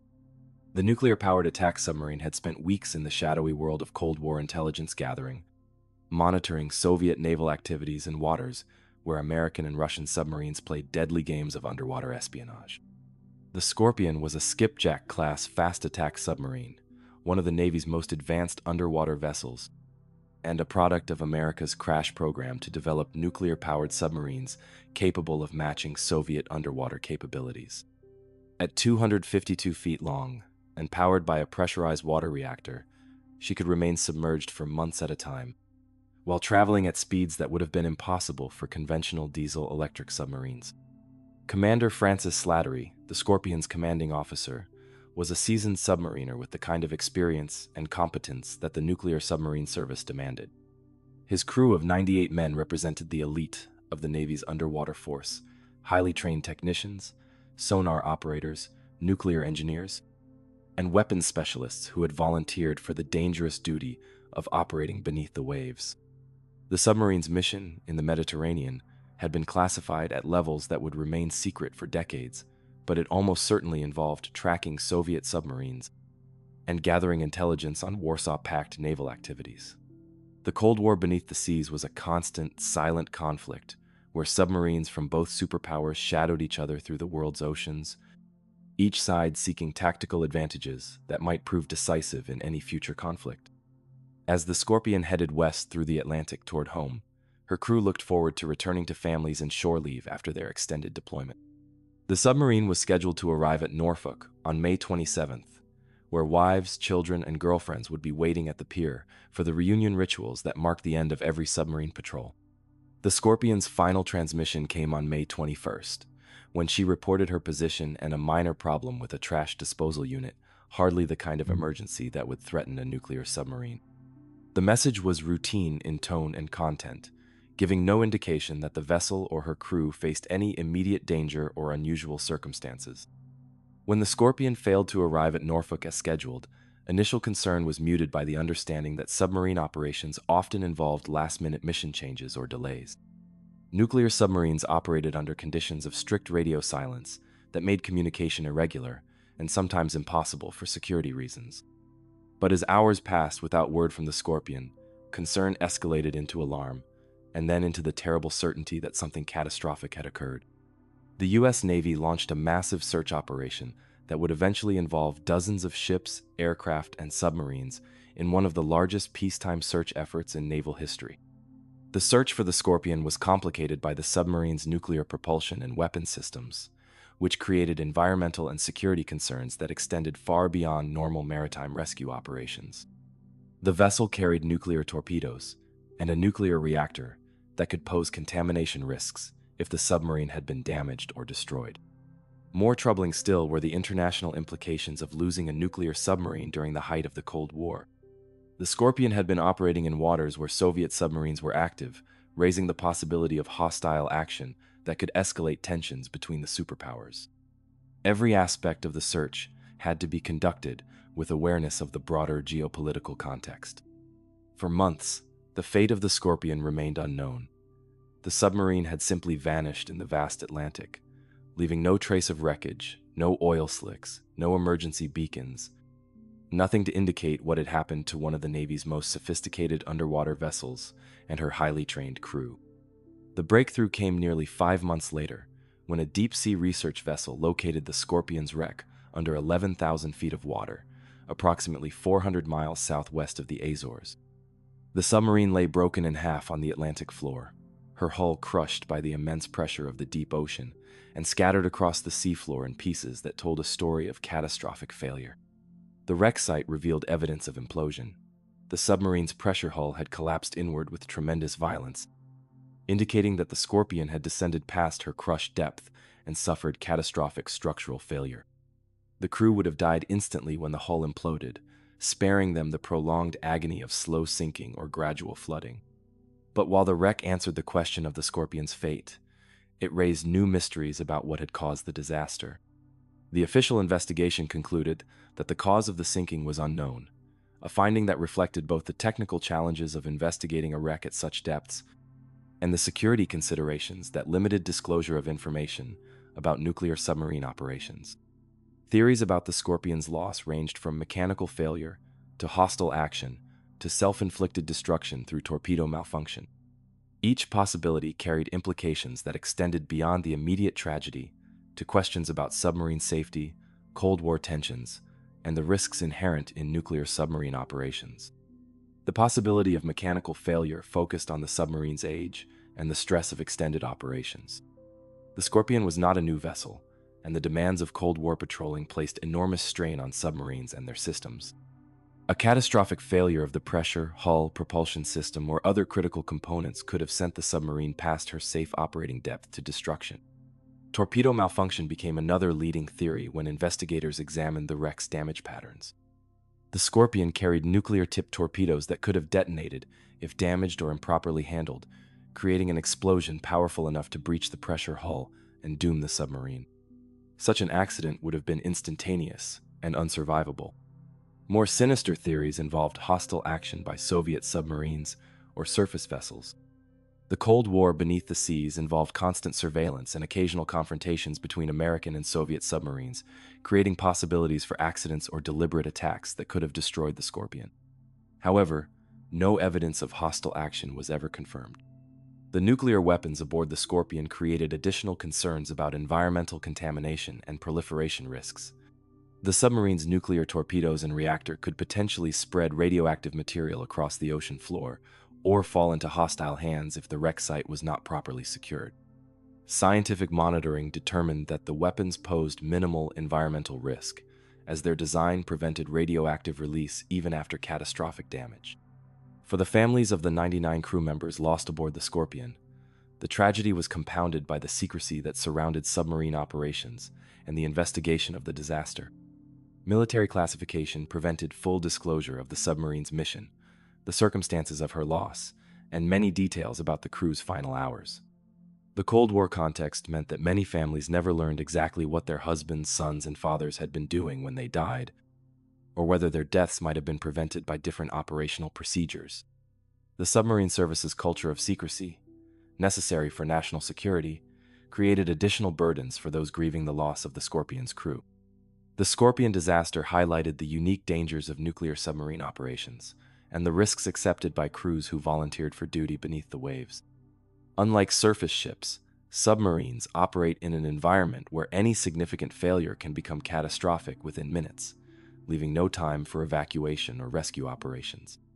The investigation of the Scorpion loss led to improvements in submarine safety procedures, emergency systems, and crew training that helped prevent similar disasters in later years. The lessons learned from the tragedy contributed to the development of better emergency protocols and safer operational procedures for nuclear submarines. The wreck site of the Scorpion was declared off-limits to unauthorized exploration, both to preserve the integrity of the investigation and to maintain security around the nuclear weapons and reactor aboard the submarine. The site serves as an underwater grave for the 99 crew members who died when their submarine imploded in the Atlantic depths. International maritime law regarding nuclear submarine accidents was influenced by the Scorpion case, particularly regarding environmental monitoring, wreck site security, and notification procedures for incidents involving nuclear-powered vessels. The disaster demonstrated the need for specialized protocols when nuclear submarines are lost at sea. The psychological impact of the Scorpion loss extended throughout the submarine service, where crews understood that their duty involved accepting risks that could lead to sudden, total loss with no possibility of rescue. The disaster reinforced the submarine service's culture of professionalism and technical excellence, while acknowledging the inherent dangers of underwater operations. Declassified documents released decades after the disaster have provided new insights into the Scorpion's final mission and the circumstances of her loss, but many questions remain classified or simply unanswerable. The submarine took her secrets to the bottom of the Atlantic, where they remain locked in the twisted wreckage of her hull. The Scorpion incident became part of the broader narrative of Cold War casualties, military personnel who died not in declared combat but in the shadow conflicts that defined the era. Her crew joined the ranks of U-2 pilots, intelligence officers, and other service members who lost their lives in operations that could not be publicly acknowledged. Modern submarine technology has addressed many of the safety issues that may have contributed to the Scorpion disaster, but nuclear submarines remain inherently dangerous vessels operating in an environment that offers no margin for error. The lessons learned from the Scorpion's loss continue to influence submarine design and operations today. The families and shipmates of the Scorpion's crew have worked to ensure that the submarine's service and sacrifice are remembered, despite the secrecy that surrounds her final mission. Memorial services and monuments honor the 99 men who died in service to their country, even though the full details of their sacrifice may never be publicly known. Today, somewhere on the Atlantic floor, under 11,000 feet of water, The USS Scorpion rests as both grave and monument to the men who served aboard her and the Cold War era that claimed their lives. Her broken hull serves as a reminder that the price of national security is often paid by those whose service and sacrifice remain hidden in the classified depths of military operations. The Scorpion story is one of duty performed in darkness, of sailors who accepted risks that could never be fully explained to those they left behind. In the silent depths where she made her final dive, the submarine serves as an eternal reminder that some forms of service demand not only courage, but the willingness to vanish into the classified shadows where heroes die anonymously for causes they may never be able to discuss. The nuclear submarine that disappeared into the Cold War's secret history carries with her the voices of 99 men who volunteered for the most dangerous duty their Navy could offer. Their final moments, whether spent fighting a mechanical emergency, responding to hostile action, or simply conducting routine operations when catastrophe struck, remain locked in the twisted metal of their submarine's hull. The Scorpion's legacy extends beyond her immediate loss to broader questions about the human cost of technological warfare and the sacrifices demanded by nuclear deterrence. The submarine represented the cutting edge of military technology, yet she remained vulnerable to the same forces that had claimed wooden sailing ships for centuries. The unforgiving nature of the sea, and the fragility of human engineering when tested by extreme conditions. The investigation files on the USS Scorpion remain partially classified more than 5 decades after her loss, a testament to the sensitive nature of nuclear submarine operations and the ongoing security concerns surrounding underwater warfare capabilities. The full truth about her final mission and the circumstances of her destruction may never be completely revealed to the public. For submarine veterans who served alongside the Scorpion's crew or on similar vessels, the disaster serves as a constant reminder of the risks inherent in their chosen profession. Every dive beneath the waves carries the possibility of catastrophic failure. Every patrol involves dangers that cannot be fully shared with families or friends, and every return to port represents a successful navigation of hazards that remain largely invisible to the civilian world. The technological lessons learned from the Scorpion disaster influenced submarine design and safety procedures for decades afterward. Improvements in emergency systems, hull integrity monitoring, and crew training protocols helped reduce the likelihood of similar catastrophic failures. Though the fundamental dangers of submarine operations could never be completely eliminated, the environmental monitoring of the Scorpion wreck site has continued for decades, providing valuable data about the long-term effects of nuclear submarine accidents on ocean ecosystems. The submarine's nuclear reactor and weapons have proven remarkably stable, despite the catastrophic damage to her hull, demonstrating the robust design of nuclear systems intended to operate in extreme environments. International submarine rescue cooperation was enhanced following the Scorpion disaster, as navies recognized the need for coordinated response capabilities when nuclear submarines are lost at sea. The incident contributed to the development of deep-sea rescue systems and international protocols that could be activated regardless of the political tensions between nations. The human stories that emerged from the Scorpion tragedy revealed the profound impact of submarine service on military families, who must cope with both the routine separations of deployment and the constant awareness that their loved ones face dangers that cannot be discussed or fully understood. The submarine service's culture of secrecy, while operationally necessary, creates unique challenges for families dealing with loss and grief. Memorial traditions within the submarine community have preserved the memory of the Scorpion and her crew through ceremonies, monuments, and oral histories that honor their service while respecting the classified nature of their final mission. These tributes serve as reminders that heroism often occurs in circumstances that cannot be publicly acknowledged or celebrated. The Scorpion incident has been studied by naval historians as an example of how military disasters can be shaped by the broader political and technological context in which they occur. The Cold War setting influenced every aspect of the submarine's operations, the investigation of her loss, and the public understanding of the tragedy. Modern nuclear submarines incorporate safety systems and design features that directly trace their origins to lessons learned from the Scorpion disaster. Emergency ballast systems, improved hull monitoring, and enhanced crew training all reflect the Navy's determination to prevent similar losses while maintaining the operational capabilities that nuclear submarines provide. The psychological support systems available to submarine crews and their families have evolved significantly since 1968, reflecting greater understanding of the unique stresses associated with nuclear submarine service. The Scorpion tragedy contributed to recognition that military families need specialized support when dealing with losses that involve classified operations and unanswered questions. The strategic implications of losing a nuclear submarine during the Cold War extended far beyond the immediate human tragedy to questions about nuclear security, technological vulnerability, and the balance of underwater warfare capabilities between the superpowers. The Scorpion's loss forced reassessment of submarine operational procedures and security protocols that influenced Cold War naval strategy. Conspiracy theories surrounding the Scorpion disaster have persisted for decades, fueled by the classified nature of the investigation and the broader atmosphere of secrecy that surrounded Cold War military operations. While most of these theories lack factual foundation, they reflect public frustration with the limited information available about incidents involving nuclear weapons and national security. The technical analysis of the Scorpion wreckage has provided valuable insights into the behavior of submarine hulls under extreme pressure and the failure modes that can lead to catastrophic implosion. This data has contributed to improved submarine design and better understanding of the physical limits of underwater vessel construction. The international law implications of the Scorpion incident helped establish precedents for dealing with nuclear submarine accidents in international waters, including environmental monitoring requirements, wreck site security protocols, and notification procedures for incidents involving nuclear-powered vessels. The families of the Scorpion's crew have maintained their own community of support and remembrance, sharing memories and continuing relationships that help preserve the human dimension of the tragedy beyond its technical and strategic significance. Their efforts ensure that the 99 men who died aboard the submarine are remembered as individuals rather than simply statistics in naval history.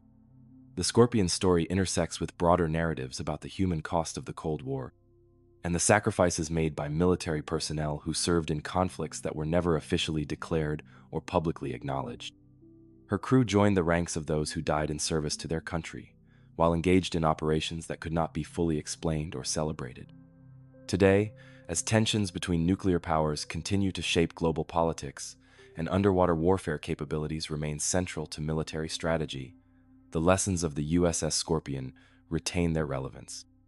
The submarine's loss serves as a reminder that technological advancement cannot eliminate the fundamental risks of military service or the human cost of maintaining national security. In the deep Atlantic waters where the Scorpion made her final dive, the ocean keeps watch over 99 souls who answered their country's call to serve in the silent service.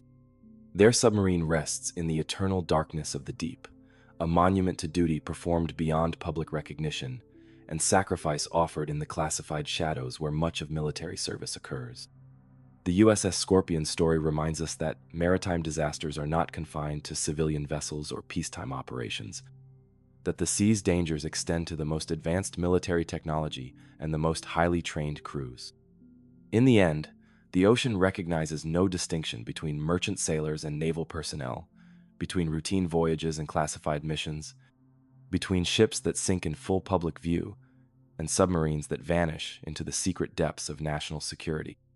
The voices of the Scorpion's crew speak across the decades from their underwater grave, reminding us that the price of freedom is often paid by those whose service remains hidden, whose courage goes unrecognized, and whose final moments are known only to the sea that claimed them and the classified files that guard their memory. And so our long journey through the ocean's darkest chapters comes to its end, like the tide that always returns to shore no matter how far it has traveled into the deep. We have sailed together through waters red with tragedy and black with mystery, witnessing humanity's eternal struggle against the sea's indifferent power.